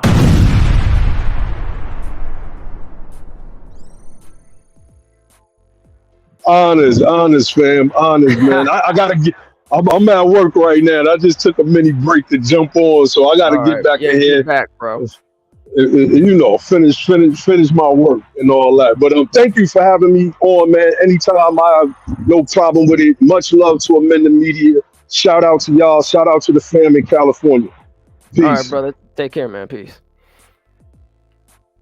All right, so I think we still have somebody who I don't want to put her name out there, but she's still in the queue. I don't know if she want to come on or not. Yes, no, maybe so. All right. Well, if you do want to come on, you are welcome. All right, Kim. So it's 10:13. So would that be what, 10:45? I think they're coming back. 10:45 our time. So I would just, tell everybody, hang out, maybe grab some lunch yourself, and come back and finish out this forum. Lunch, or I guess breakfast, because we're on. Yeah, I guess brunch maybe. Because I know many of us are multitasking while we're watching this. Working, going on breaks, doing our thing. So, man, for the people that are, live streaming, we definitely appreciate you. And this is very interesting. I know, like, a lot of times when we're like covering stuff, or even like looking at information and saying, oh, why should we even do this? But this is important, because this lets us know what's going on out in the world. Oftentimes when we're looking at legislation, or we're looking at politics, I mean, let me not say that we've been hoodwinked and bamboozled, because I think that, we have, definitely, but at the same time, we just need to be more engaged, right? I can, just speaking for myself, really not until, and I'll just be honest, really not until reparations kind of started coming more into, the fold. I didn't really have a good, political perspective. I just have to be honest, right? And so, after kind of looking, at some of the, let's see, I would probably say most of the legislation, dealing with reparations, it made me understand a little bit better about how the political game worked, and that we can do it, right? That we can get involved, and that we can make change. I know oftentimes, people say, you got to pay this person, you got to pay that person, you got to pay this person. Well, if that was kind of the attitude, like, I think, for those who are advocates, we would have stopped a long time ago, like, oh, we can't do it. But this is a community effort. It's not an individual effort. That's why at the Mass Media Group, we always encourage people who are listening, and tapping into what we're talking about to get involved. Sometimes, we're asked, well, what can we do? As Sharice mentioned, is, call up your congressperson. Who are you? Who represents you? You have a right to complain. You have a right to put in your grievance. And it's, it's your life to live. And, we're American people. I wish do we have this slide up real quick before we break out here? Speaking of grievance, if you have yet to see the boots on the ground, right now we have Kim, who is pursuing a lawsuit right here in Sacramento. I don't know, Kim, do you want to kind of briefly mention the action that you're taking? Well, like you said, filing a lawsuit here at the halls of justice, and that's just one way to get our stories on record, our testimony on record. A lawsuit is another way, and especially if you feel that you've been wronged, I would suggest looking into it. We do have, like I said, been following kind of the process. So there's that video there at ETM Media if you want to go back and take a look at it. And people have been really supportive, actually, sending me YouTube videos on other people who have done the same thing. So yeah, it's definitely, everybody seems to agree. It's something that we all need to start doing. Facts. So once again, Sundays right here on Amy and the Mass Media Group, Sundays at 10 a.m. You can catch us live, Road to Reparation, usually live. I mean, I don't know, something happened one time. We had to pre-record it and post it. But anyway, usually we're Sundays here at 10 a.m. PST. If you can't make it live, then we'll go ahead and, make it available on the replay. And if you have yet to see the documentary reparationsnowdoc.com, you can go to reparationsnowdoc.com. The theatrical release is available at Tubi, but we have been putting up behind the scenes footage as well. So if you can, go ahead and support the channel. I believe it's $3.99 for all access a month. So whatever you can support, you can. But if you cannot, at least please like, share, and subscribe. And you can currently watch it at Tubi. It may not actually be available at some other platforms right now as well, but I know Tubi is one of the more popular sites. We have some behind the scenes going on there. If you can, we got the Reparations Now gear. You can check out at etmediagroupstore.com. That's etmediagroupstore.com. And the affiliate link is for free if you shop at Amazon. Go ahead and get that affiliate link going. And before you go to your cart or shopping, make sure you go to that affiliate link first. And then do your shopping. It's free and you support the channel. And yes, by the way, we have the 2024 Reparations Manifestations Planner, Cut the Check, available right now. Just type in 2024 Reparations Manifestations Planner and it should come up on Amazon somewhere for that. And we're going to go ahead and let's see. I think we're going to go through the comments. All right, cool. We're going to go ahead and wrap it up right now. And we'll be back at 10:45. So thanks once again for joining. And well, what's that? PST? Yeah, Pacific Standard Time.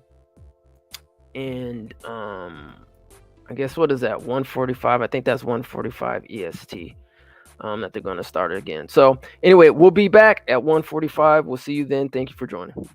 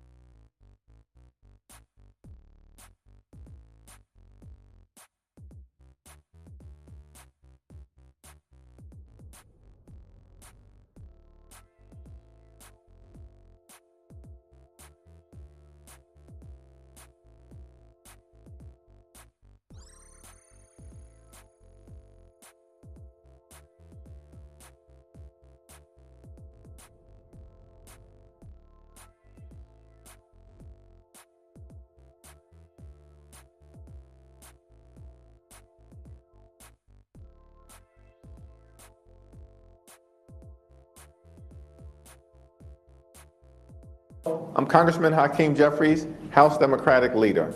Regrettably, I'm unable to join you today in person due to pressing business here in the United States Congress. Let me begin by acknowledging Secretary Janet Yellen and Deputy Secretary Wally Adeyemo for their incredible work, tremendous leadership, and for convening the Freedmen's Bank Forum. I also want to acknowledge the moderator and all of the panelists for today's event. Director of White House Office of Public Engagement, the Honorable Steve Benjamin, Mayor Van Johnson, my good friend Maya Wiley, and Marla Blow. To all of the leaders here to discuss and showcase solutions to unleash the economic potential of every single American, we thank you for your service and for your participation. Freedman Savings and Trust Company, known as the Freedmen's Bank, was founded in 1865 for Black Americans recently freed from enslavement to ensure that people once held as chattel and traded like property could finally have their own bank accounts and obtain loans and eventually financial freedom. By 1870, the bank had accepted more than $25 million in deposits. Unfortunately, as part of a backlash to Reconstruction, the premature demise of the Freedmen's Bank occurred, stripping 60,000 hardworking Americans of their savings and wiping out a remarkable opportunity to build financial freedom and generational wealth. Today, many Black Americans face continued difficulties in securing access to capital, entrepreneurship, and home ownership. As we move forward with this effort, it remains critically important that we can uplift traditionally underserved communities in our efforts to build a robust economy for everyday Americans. The great American middle class dream means that when you work hard and play by the rules, you should be able to provide a comfortable living for yourself and for your family, educate your children, purchase a home, and one day retire with grace and dignity. That's what we as House Democrats are hard at work fighting to create: an economy that works for everyday Americans in every single zip code, with an emphasis on traditionally underserved communities all throughout the nation. In the last Congress, under the leadership of President Joe Biden, Vice President Harris, Speaker Pelosi, and Leader Schumer, Democrats were able to pass the American Rescue Plan to save the economy from a deep recession, put shots in arms, money in pockets, and kids back in school, and reduce child poverty for many communities in half. We passed the Infrastructure Investment and Jobs Act to create millions of good-paying jobs, fix our crumbling bridges, roads, tunnels, airports, our sewer and water systems, our mass transportation systems, and ensure high-speed internet access and clean water in every single community. We passed the CHIPS and Science Act to bring domestic manufacturing jobs back home to the United States of America and ensure that our workforce has access to the science, technology, engineering, and mathematics skills to succeed in the 21st century economy. It was one of the most consequential Congresses in American history, which just goes to show that here in the United States of America, we can continue to be the land of opportunity. But we've only been able to bring about that opportunity through the efforts of generations of giants upon whose shoulders we stand. And it is incumbent on all of us who continue to benefit from their work to unlock the doors of opportunity so that the great American dream can become a reality for Americans all throughout the nation. So I thank you for your tremendous efforts. With your partnership, your leadership, your vision, your heart, soul, and advocacy, I am certain that here in this great country, the best is yet to come. God bless you.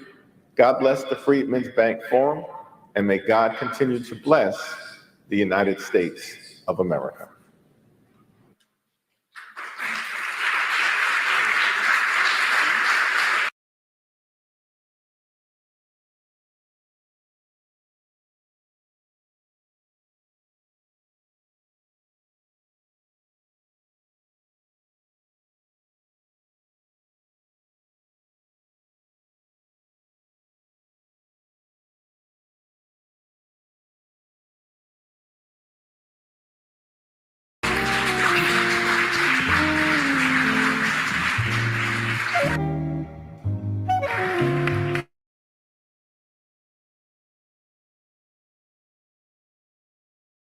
It is so cool to be asking the questions and not taking the questions.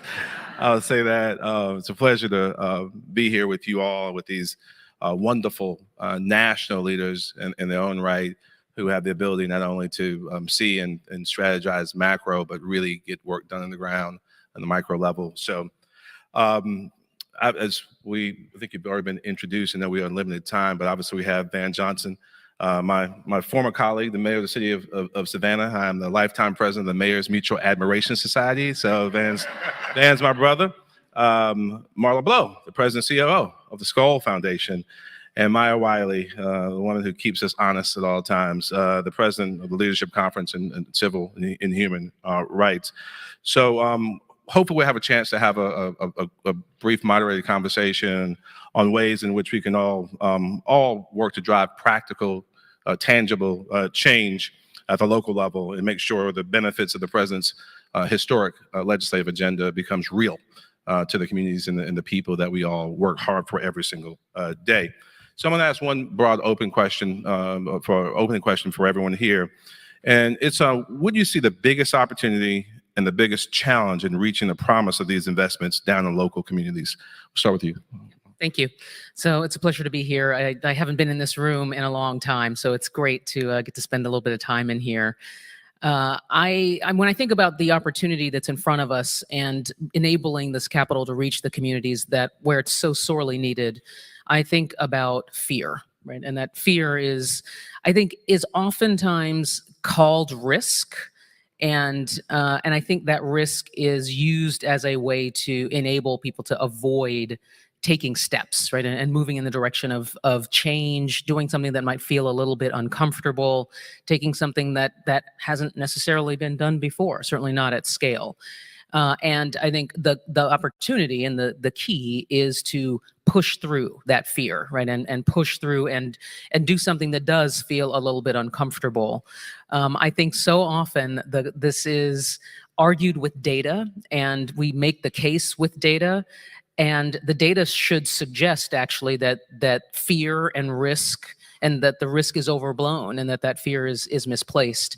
And I think it shows me that this is not actually grounded in reality, right? It is grounded in something that is a little bit less rational, which fear is our base emotion, and moving through that and enabling oneself, one's organization, one's institution to get past that barrier is a thing that I fear not happening. That would lead to this program not living into its full potential. Fantastic. Thank you. My biggest opportunity, the biggest challenge? Well, these are both really wonderful questions and really hard questions at the same time, because there are actually a lot of opportunities and a lot of challenges.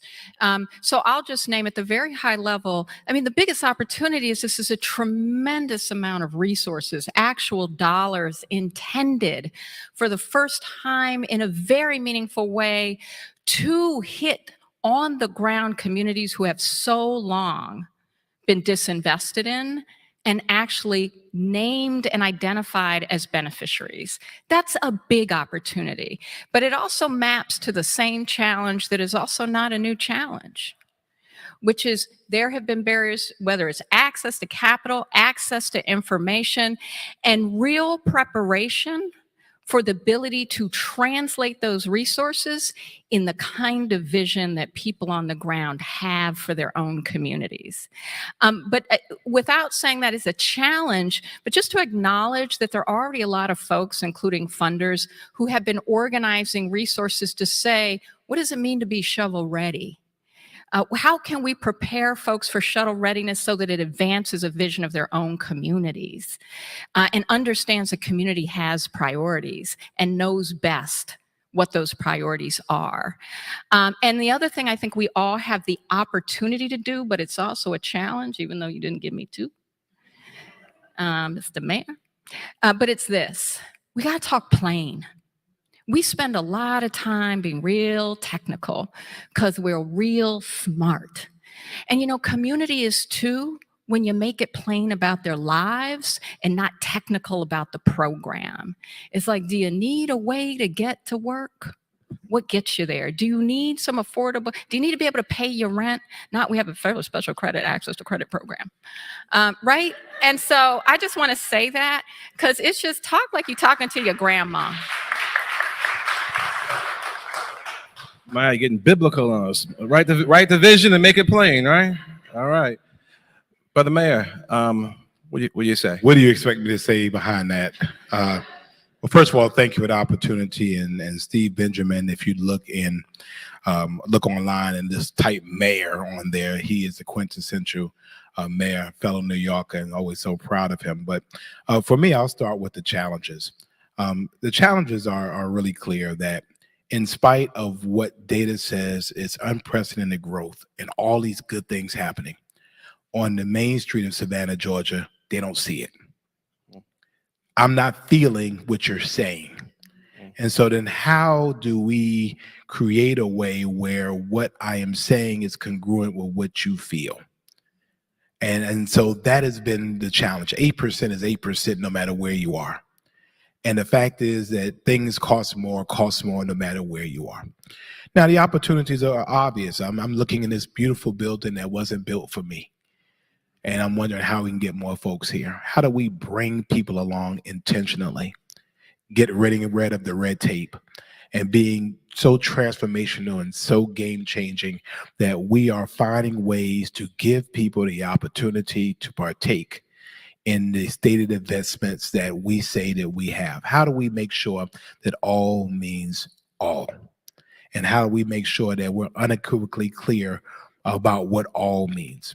And so that's the great opportunity. And I hope from leaving this place that we are big enough, bold enough, bad enough to take advantage of the opportunities that we have, the wave that we're riding, to make sure that we are creating unprecedented changes for people who can't be in this room right now.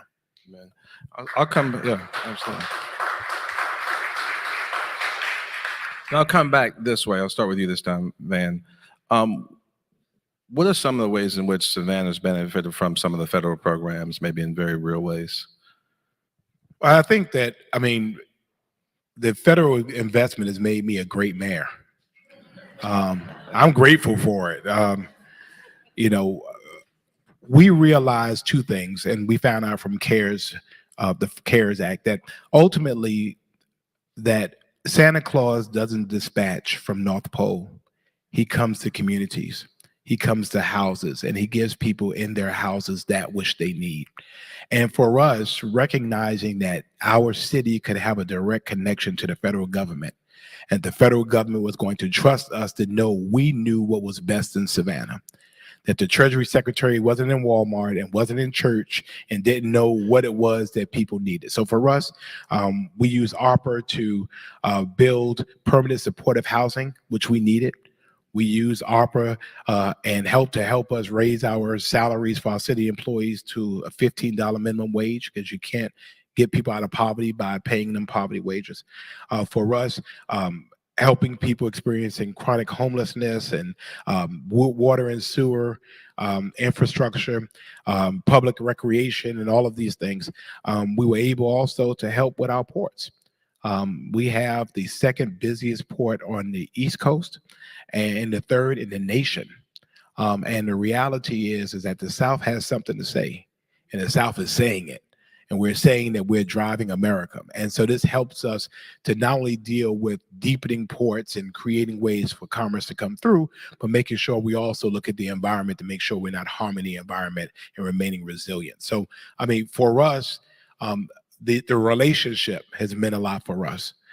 It has created ways for us to make sure that we're putting the money exactly where it needs, that we are sodding grass from the ground level instead of from the 30,000-foot level. Thank you. Marlon, it's so great to have you up here, because I think oftentimes people look certainly for leadership, but also all the solutions from the federal government. The reality is that we need a kind of a multi-sectoral, public, private, philanthropic approach to solving some of these complex challenges. What do you think a comprehensive philanthropic commitment looks like in this arena? One of the ways that we've engaged this and thought about this problem is to activate all of the dimensions of what we have at our disposal, right? And think about it in terms of not having to sort of chart a course that's sort of a hard 90-degree turn from where you are, but instead think about what they do in nautical fields, right? Nautical fields, if you chart a course that's 3 degrees different from where you're headed right now, over time you will end up in a completely different place than if you stay the course that you're on. And that's the way that we've been thinking about this by using our endowment, by using our grant opportunities, by using our partnerships in ways that will foster exactly what we're talking about here. So what that looks like in real terms is we are asset owners, right? People don't think about philanthropy. People outside of this room probably, and people outside of capital markets don't think about philanthropy as capital markets actors or as asset owners, but we absolutely are. And I now lead directing where our endowment goes. And I have the ability, don't always get to do exactly everything that I want to do, but I get to push. And one of the ways that this manifests is I get asked, do we have a target, right? Are we trying to move 25% of our assets in this direction or 50% of our assets in this direction? And what I think when people are asking me that question is they want to know, when are we going to be done? And my answer to that is never. We are never going to be done. We are changing fundamentally what we do, how we do it, what are the parameters that we use that have been used to keep other people out. We are removing them, and we are putting ourselves in a position of taking greater risk in a way that is consistent with what I described earlier, that I think that risk is mispriced, right? And I think that risk is overblown. So in specific terms, in this case, we have made a grant that helps facilitate the setting up of the IIE platform.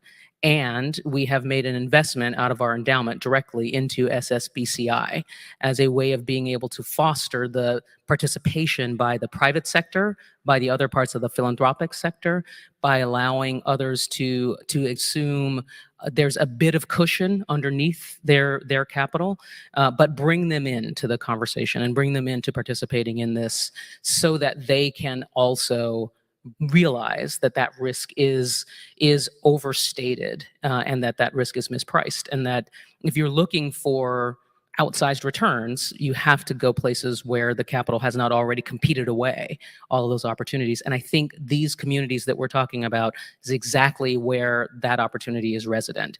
So now, I do not think that looks like the stories that we all hear so often about who raised a Series A round at what valuation and so on, and who's going to sort of speedboat their way out to an IPO, right? Like that's not what I'm talking about, right? I'm talking about fundamentally sound, sustainable businesses that change communities, that are owned by the local communities, that the people that own them, the people that participate in them are able to benefit from what happens in the wake of the existence of that business. And that is the thing that we have the opportunity to foster here, and we are putting all of our assets to work to enable it. Thank you. I always love hearing from Maya Wiley, because first of all, you get an early morning text, and sometimes if you did something right, she'll tell you got something right. If something needs to be fixed, then the real role of public engagement is obviously not just talking about the successes, but actually getting constructive input and constructive criticism as to how you can actually fix things. We will have a brief conversation and talk about something about 19th century challenges and 20th century tools and 21st century opportunities in a very short period of time. Maya, what's as the nation's oldest and largest civil and human rights organization and coalition, what does support of local communities look like to you now? What does it look like? It looks like power. It looks like power. If I ask you this question, who has the most power to change the course of this country so that we're saving democracy rather than undermining it? Who would you say?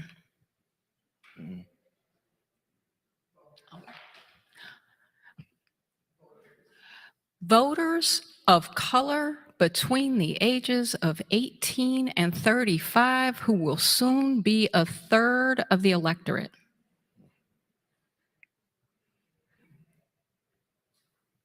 Why do I say that? Because the very communities we are talking about right now,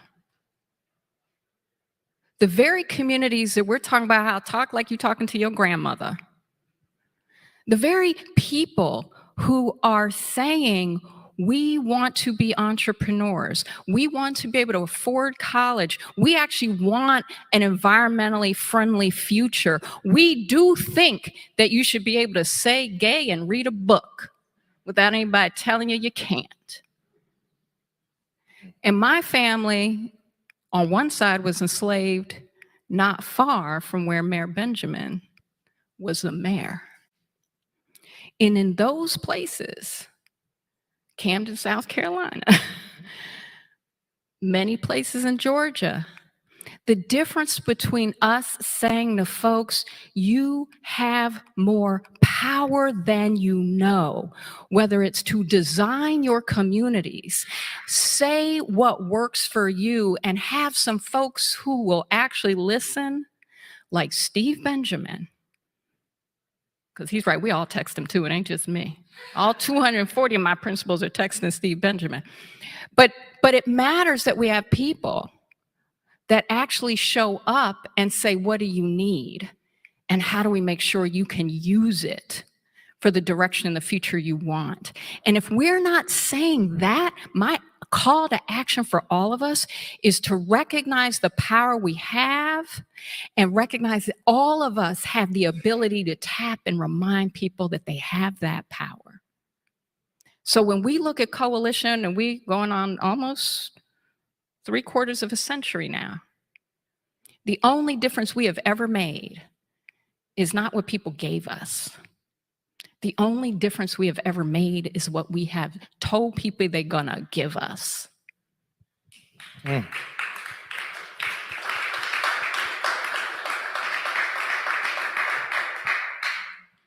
I feel these walls that Van was talking about shaking up in here. Yeah. Mr. Mayor, you had some really amazing leaders in this room. Talk about the role the private sector has played in partnerships that made sense. I mean, I know the Port Authority of Georgia, for example, doing some housing assistance work in the city. What have you seen that's worked that might be replicable and scalable in other places in the country? Well, I think it's very clear we're all in this together, and no one can do it alone. And for far too long, be it government or business or philanthropic organizations felt like we could just go alone. We have to go together.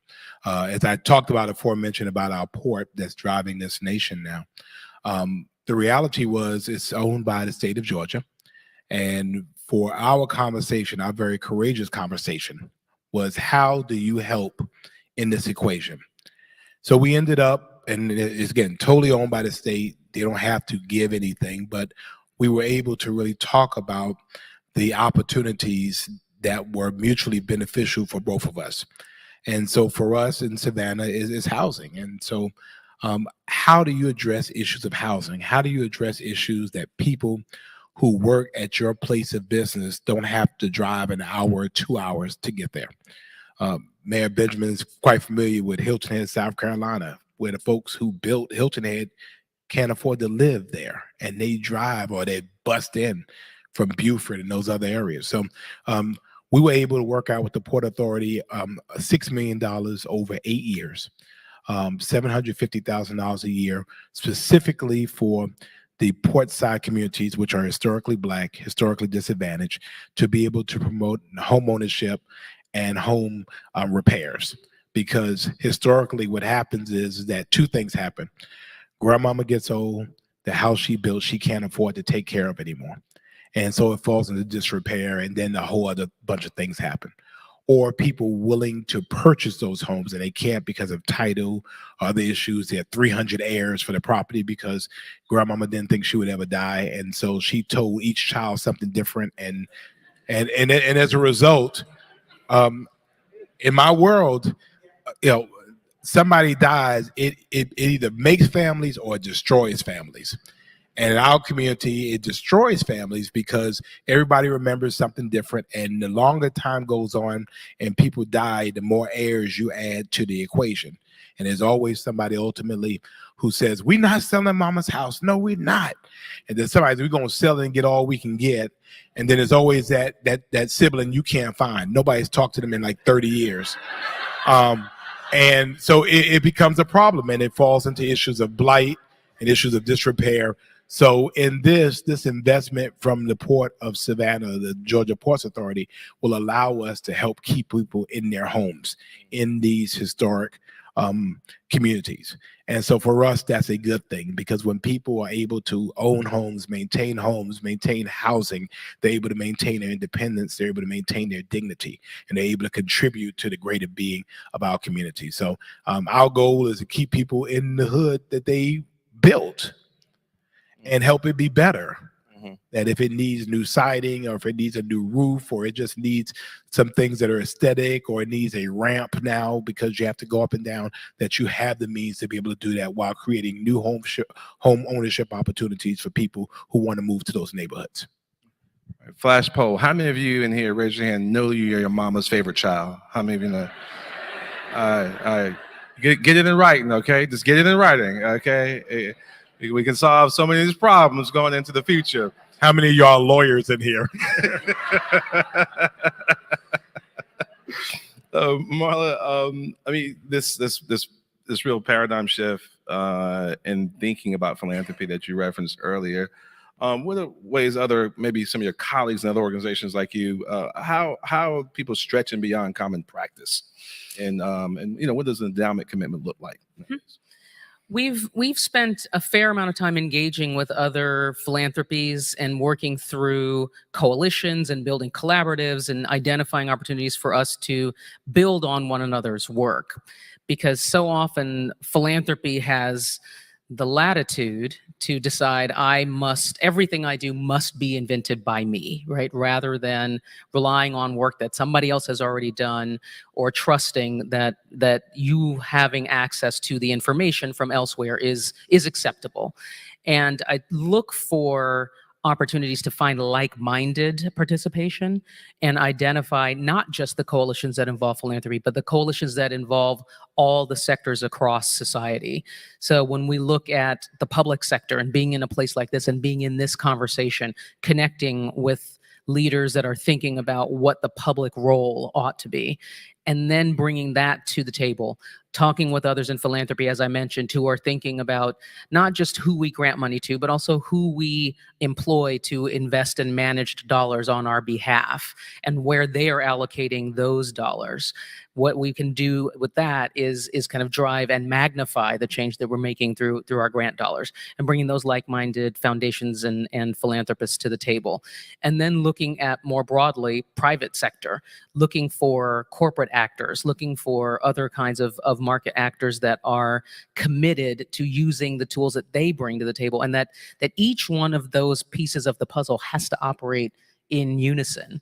And you are both leaders in local communities. When those communities are functioning well, it's because all of the aspects of those communities are working together, and that there is a shared vision, that there is trust, and that there is communication across those dimensions.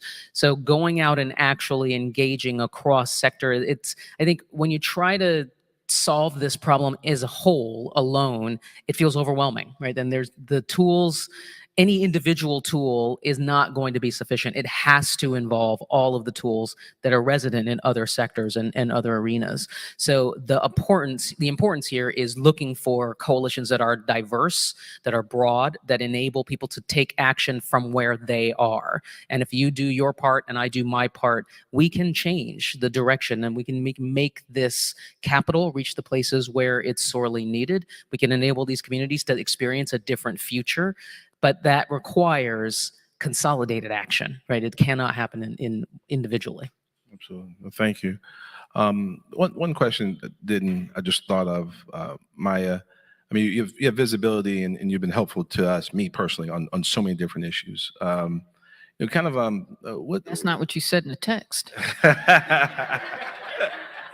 the folks in this room, if you hadn't asked, if you hadn't asked some folks in this room, we really have an amazing cornucopia of talent in this room. What would you ask folks in this room to do to help support some of the major issues that you're working on? You know, I really think it boils down to not the issue, because they're all important, right? And how many of you live a single issue life? Right? Not a one of us. How many of you decide where to live based only on the roof and whether the basement leaks? What's the first question you ask? How are the schools? If you have kids or want to. I mean, the point is, there's not one issue, which is also the opportunity. The question is, who are we empowering? So my ask is, are you empowering in whatever you're doing? Because the fact that you're here means you're doing something that matters on an issue or issues that matter. So the only question is, are you empowering and lifting up the people who the Supreme Court is saying you can discriminate against? Are you empowering the people who some of these states are saying you don't have to let vote? Are you empowering the folks who are less likely to be able to afford the rent, even if they're working 2 jobs? Who has more power?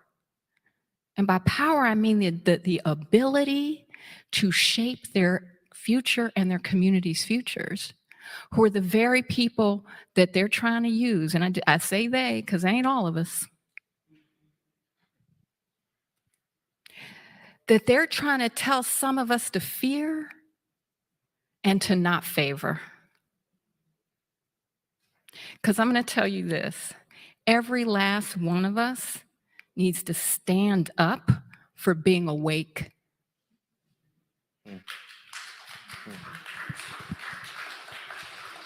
Because if we're not woke, we sleeping. And it is how they want us. So wake up. Thank you so much, Maya. So we got 2 minutes left. Mr. Mayor, very quickly, you are, by the way, the mayor's an amazingly talented musician too, if you didn't know that. So had a career before this, he's gonna have a career after this, but he is amazing. You're a leader you're a leader in the U.S. Conference of Mayors, National League of Cities, African American Mayors Association. What's the mood with your colleagues around the country right now? The mood with your colleagues. What do you hear? We have to be able to translate success. We have to be able to take the things that we're hearing, and again, as I said, make it relevant to people at home. Because at the end of the day, they're coming to us at Walmart. They're coming to us at church. We're seeing the folks that continue to have. We see that there are still in 2023 people who don't have the opportunity simply because of their zip code. Folks who simply can't get a mortgage, people who can't get a business loan despite the best idea. And again, I came here with the thought of leaving, to not take up space and not take up time, but to be bold enough and bad enough to change a trajectory, even if it's 3 degrees, to be able to change people's lives. I sit here with that blessed responsibility and obligation that when I leave the field is better than the way I found it. If it doesn't happen, as you did in Colombia, then it's my fault. And I wasted the blessing that was given to me. I tell you, really want to thank Secretary Yellen, Deputy Secretary Ayamo, for bringing us together, for bringing together this fantastic panel, Marla Blow, Maya Wiley, and my friend Mayor Van Johnson. And I would encourage you all, we're not having wine, I think we're having cookies when we leave here. Sweet treats, I think I was told. But make sure, obviously I don't have to tell you this, but I'm gonna tell you anyway, make sure you get to know each other in this room, networking, sharing the very best ideas, very best practices, things that can be replicated. I know several of the people in this room, and I know y'all doing some amazing things. Make sure others know what you're doing. And thank you all. Thank you for allowing me to come across the parking lot and spend some time with you today. God bless you. Thank you. Bring some money.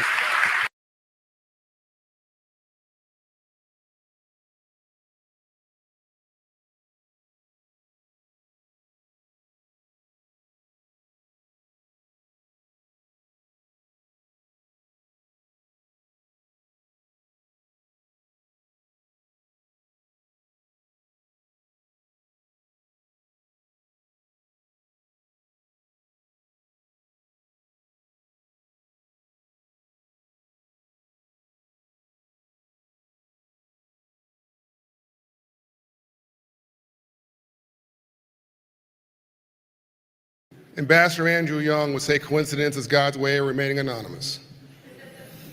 You're about to witness a few coincidences that are quite inspiring, I believe. There's a pastor by the name of Reverend Alfred, from New York, who had the original idea of the Freedman's Bank. Wouldn't know that unless I probably told you. From that, Abraham Lincoln was inspired. But in the midst of that conversation, you just heard from a mayor from Savannah. In Savannah, Secretary of War Stanton and General Sherman went and met with 20 ministers, black ministers, said, what do you want after slavery? They didn't say they wanted a welfare program or a handout. They wanted land. They wanted to do for themselves. That was Food Action 15, 40 acres. They worked that land so amazingly. It was not very good land. It was along the coast, which, we love beachfront property today, but not so much in the agricultural age. They said, my God, they're so industrious, give them a meal. January, the land, 1865. February, the mule, 1865. March, Abraham Lincoln signs the Freedman's Bank into law, creating the bank charged to teach free slaves about money, land, machinery, a bank. In April, he was assassinated for, I guess, dreaming too big. His advisor was Frederick Douglass, who was a businessman and a freedom fighter, and they had that bank across the street. That was what we call the first Reconstruction. You fast forward to the second Reconstruction, and you really have Dr. King and Dorothy I. Height, who owned a building, the only woman to own a building on Pennsylvania Avenue, National Council of Negro Women. Jesse, you know the story. Ambassador Andrew Young, Dr. King, this movement around ultimately poverty eradication. And then he was assassinated the same month as Lincoln, 100 years later. And you wonder whether any of this stuff's working, whether any of this stuff is making advancement. And then you have a mortgage crisis that hits in 2008, but we saw it coming. Well, one person really saw it coming, but let me get to that in a minute. I've known 9 presidents. I've been recognized by 5. I've served 3. But the one thing that all of them have in common, they were men. Hold on for a minute. The first time I came in contact with the now Secretary of the Treasury was when she was president of the Federal Reserve Bank in San Francisco. And she signaled, she saw a mortgage crisis coming. And she put programs and initiatives in place to try to soften the blow. Again, Jesse remembers some of that work. We were both in the fields of activity, Bob Ganays and others at that time. But the world had not recognized her genius just yet. And as that crisis came into full view, her role began to blossom. She became, amongst other things, the leader of the White House, I think it was Council of Economic Advisors, and then back to the Federal Reserve as ultimately the Fed Reserve Chair, and the Secretary of the Treasury. What you may not know is she's the only person ever to hold not all those roles I mentioned, just the White House role, the Fed role, and the Secretary of the Treasury role. The only person in history. And if you contextualize that alone, it's pretty amazing. But hold on a minute. We now enter 2020. And what I'd argue is a third Reconstruction. Opportunity for all. The color's not white or black or red or blue, it's green. And we're coming out of the mortgage crisis, we're coming in the back into that, where she walked us through what could have been the end of the modern economy as we know it, for the largest economy in the world, got no credit for producing calm. And now she becomes Fed chairman in the midst of a global pandemic. One that the world has never seen before, and hopefully not since, ever again. And once again, not only does she come in and she leads, but she leads in a different way. She makes her deputy secretary, Wale Adeyemo, who is the first person of color, first African person of African descent ever to be deputy secretary of the United States of America.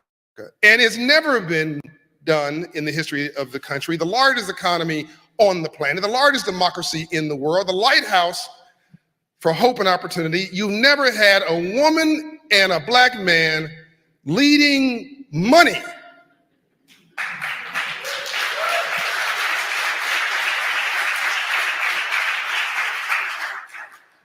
She's humble. She walks very, very softly. She does not bring attention to herself.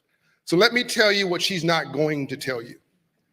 She's the daughter of a physician, who husband and wife in, I think it was the Bronx, if I'm not mistaken, in New York, lived upstairs and had their physician downstairs where they served people. And he had employees, and he struggled to make payroll, like many businesses here. You wonder why she's still concerned about labor and the average person. I'm trying to unpack this for you a little bit. There's a human being underneath the title.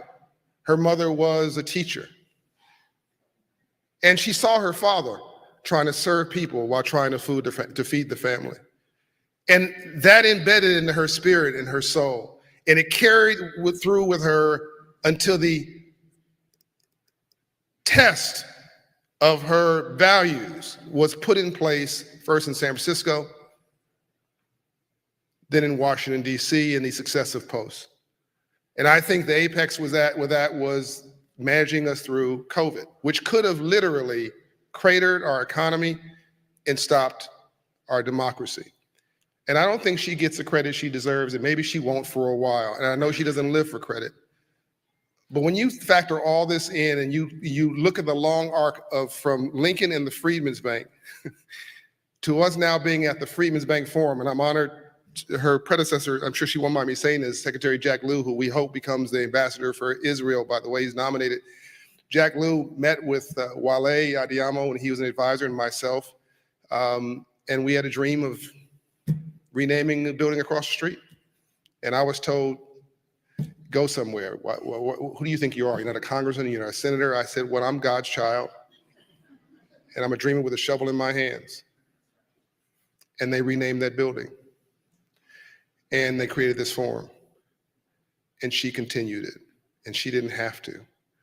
For all the things that she doesn't get credit for all the compliments that she doesn't give herself, for the moment in history that I believe we're sitting in right now.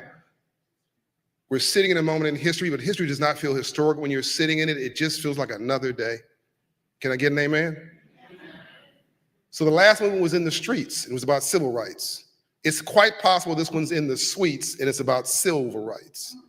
Opportunity for all. And the lady who's in the seat, who understands the walk and the talk of the common person, whose mother was a teacher and whose father was a physician and an employer, who's gone and who's understood our mortgage issues and our access to capital issues and our labor issues and our life issues and our health issues, is now going to present before you as the only woman in history to be Secretary of the Treasury of the United States of America, the largest economy on the planet and still the light on the hill.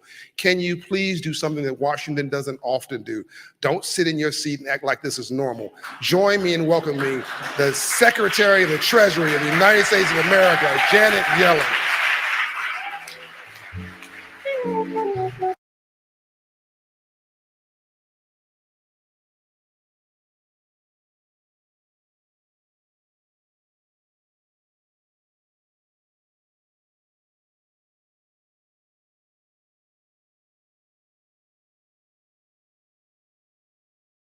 John, that was a wonderful thing. Thank you so much. That was a fantastic introduction. I'm really grateful. And your advocacy to ensure that the Freedman's Bank legacy was not forgotten, it's on full display today, and it has inspired so many of our efforts. And good afternoon to all of you. My thanks for joining for the Biden administration's third Freedman's Bank Forum. And thank you in particular to the HBCU students who are here with us today. It's crucial that your voices help inform the conversations we're having. Well, we've accomplished a lot since the start of this administration, and the Treasury Department is proud to have played a major role. Today is an opportunity to reflect on our efforts thus far so that we can continue driving progress going forward. All of us here know the US economy has not historically worked well for Black, Latino, Native, and many Asian American and Pacific Islander communities.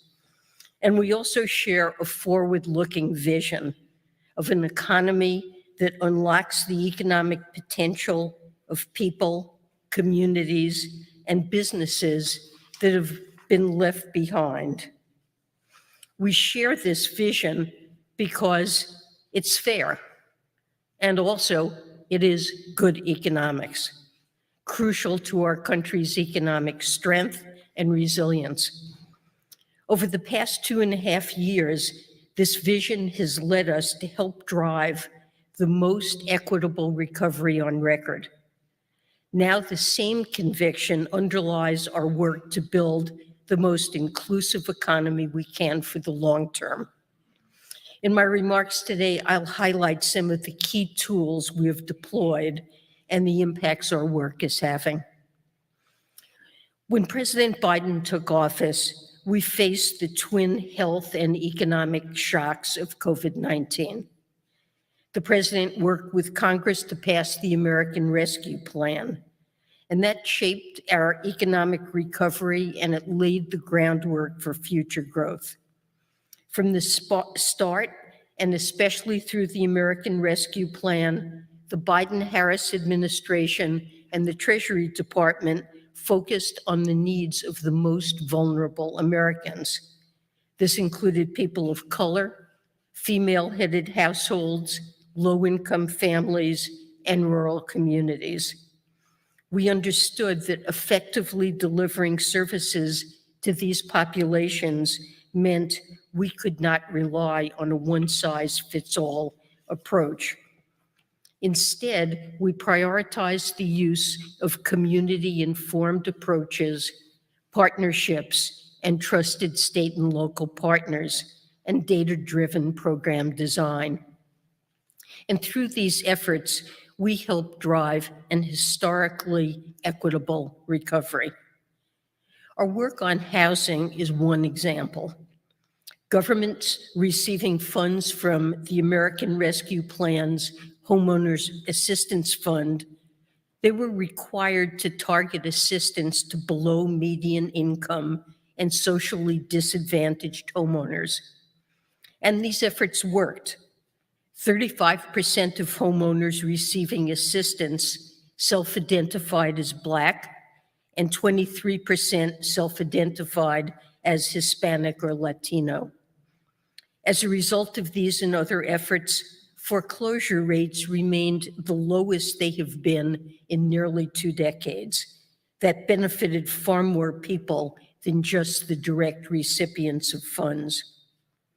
The child tax credit is another example.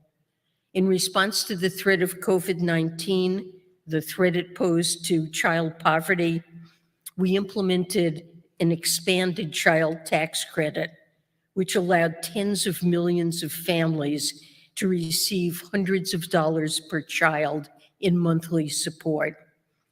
The program brought over 700,000 Black children out of poverty in 2021, and it cut overall child poverty rates almost in half. Devastatingly, the expiration of the expanded credit has since erased these gains, but that just underscores how much work we still have ahead. It's indisputable, though, that our efforts helped to drive a recovery that was both historically fast and historically equitable.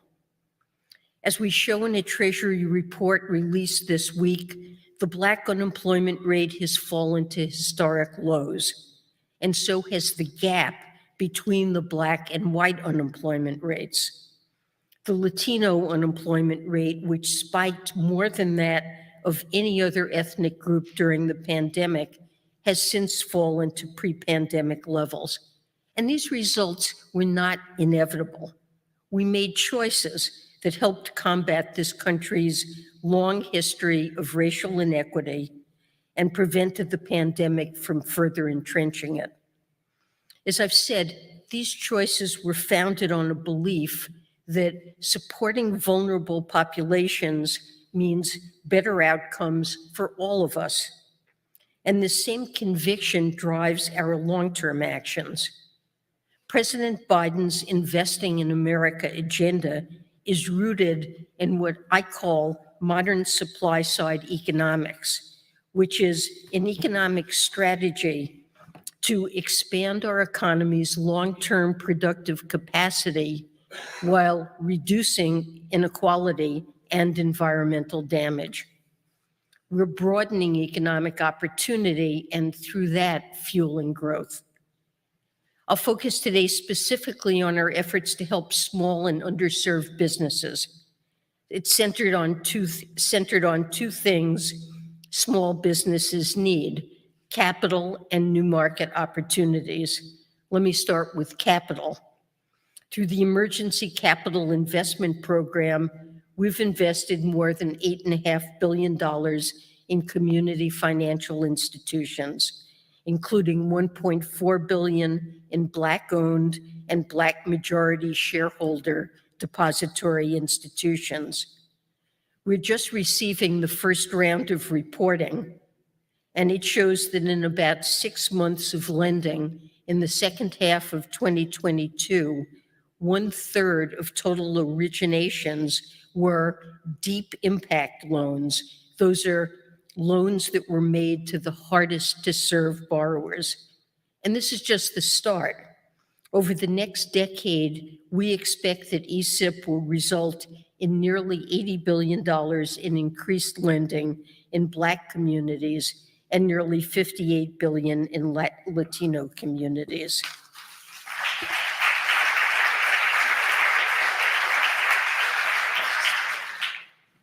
Meanwhile, the state small business credit initiative is providing nearly $10 billion to increase access to capital and to promote entrepreneurship.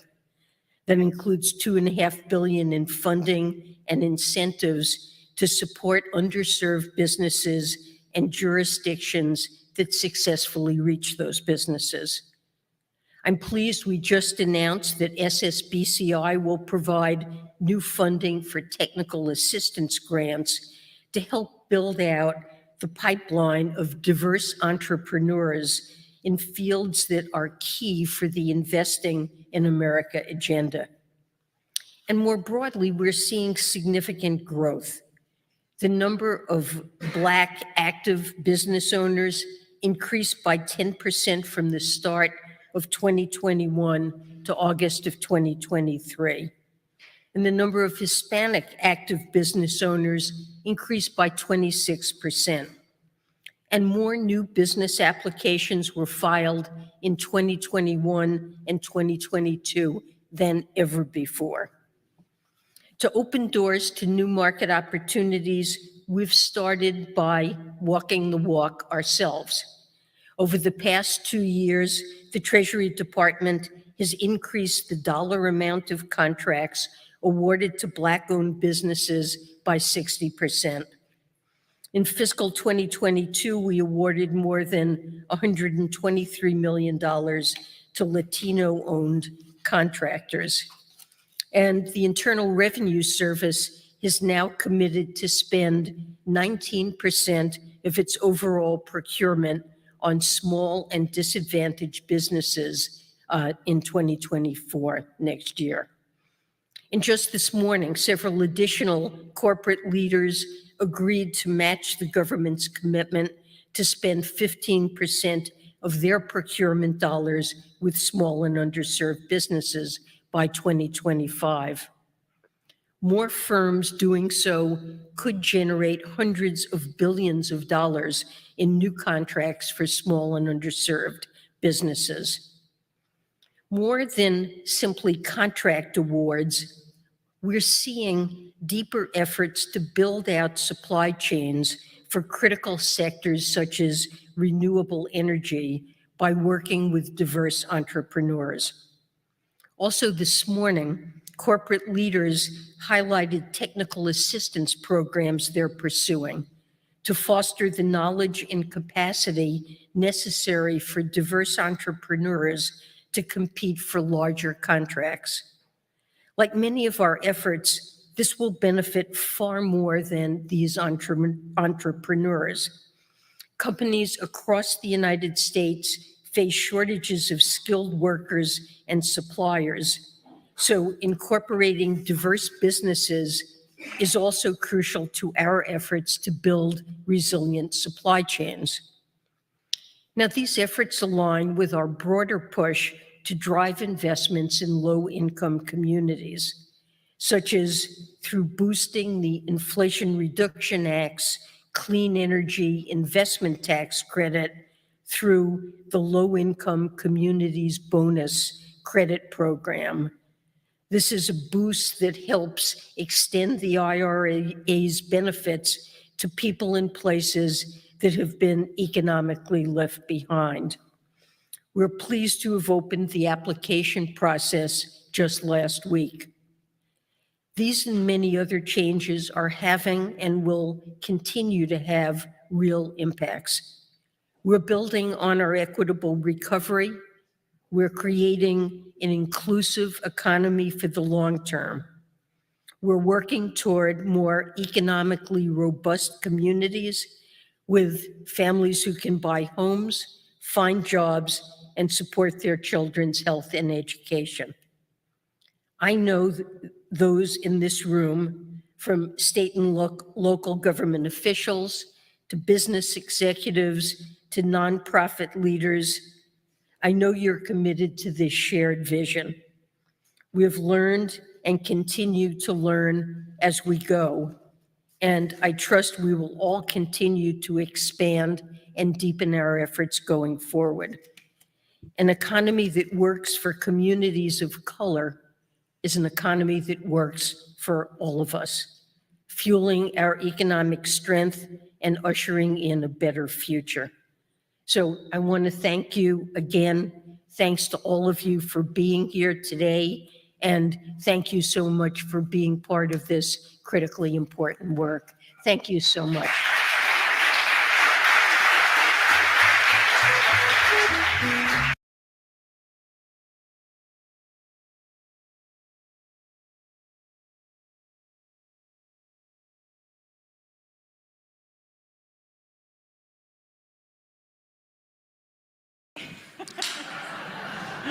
Please welcome back to the stage Treasury's Counselor for Racial Equity, Janice Bowler. Thank you.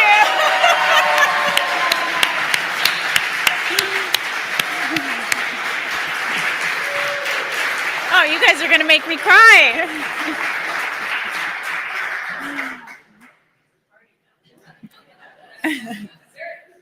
When I was growing up, my lived experience and my firsthand observations were what we now have fancy terms for, geography of opportunity, where I saw that half the kids that started my high school never graduated.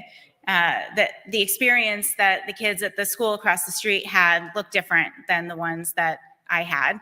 And that has been my professional motivation my entire life, to change that statistic, that your zip code determines your life outcomes.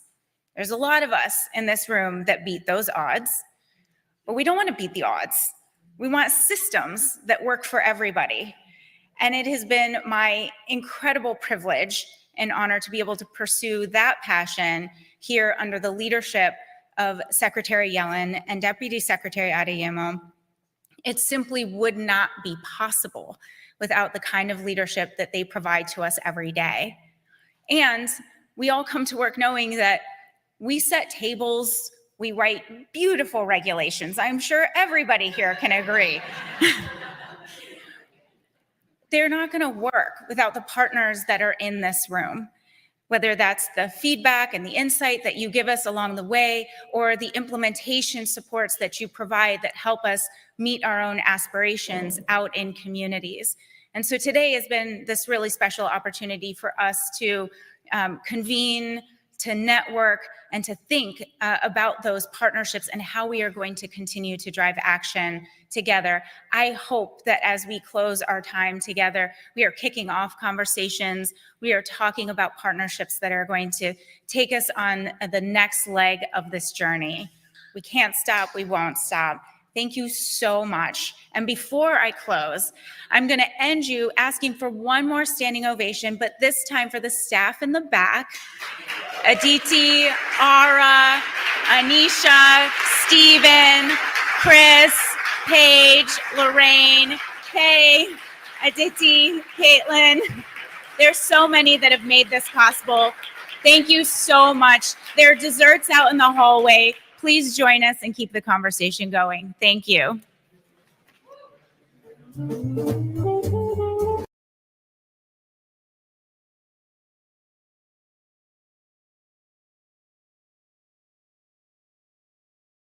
The way it currently stands, forced labor, slavery takes precedence over rehabilitation and public safety. Oh, by the way, while the Biden administration gives reparations to everyone but free people, look at the billions he has run over to Ukraine. We don't have black grocery stores because if you think about it now, just to get in that supply chain, it's almost unheard of. They don't want the truth to get out there. Okay? I want to know what my family did or what all these people did and all this stuff like that. Okay? Come on. You read that 500-page report. There's this thing called white superiority and black inferiority. That mindset allows all of the behaviors that we've seen across generations, allows for the construction of these policies and practices and systems and structures that continue to oppress us. This is not a handout. This is a debt that is owed. You know, Allensworth was like the internet of his time in 1904, 1905. The total black population in California is about 2.6 million, and then of that, the descendants compose about 2.2 million of that.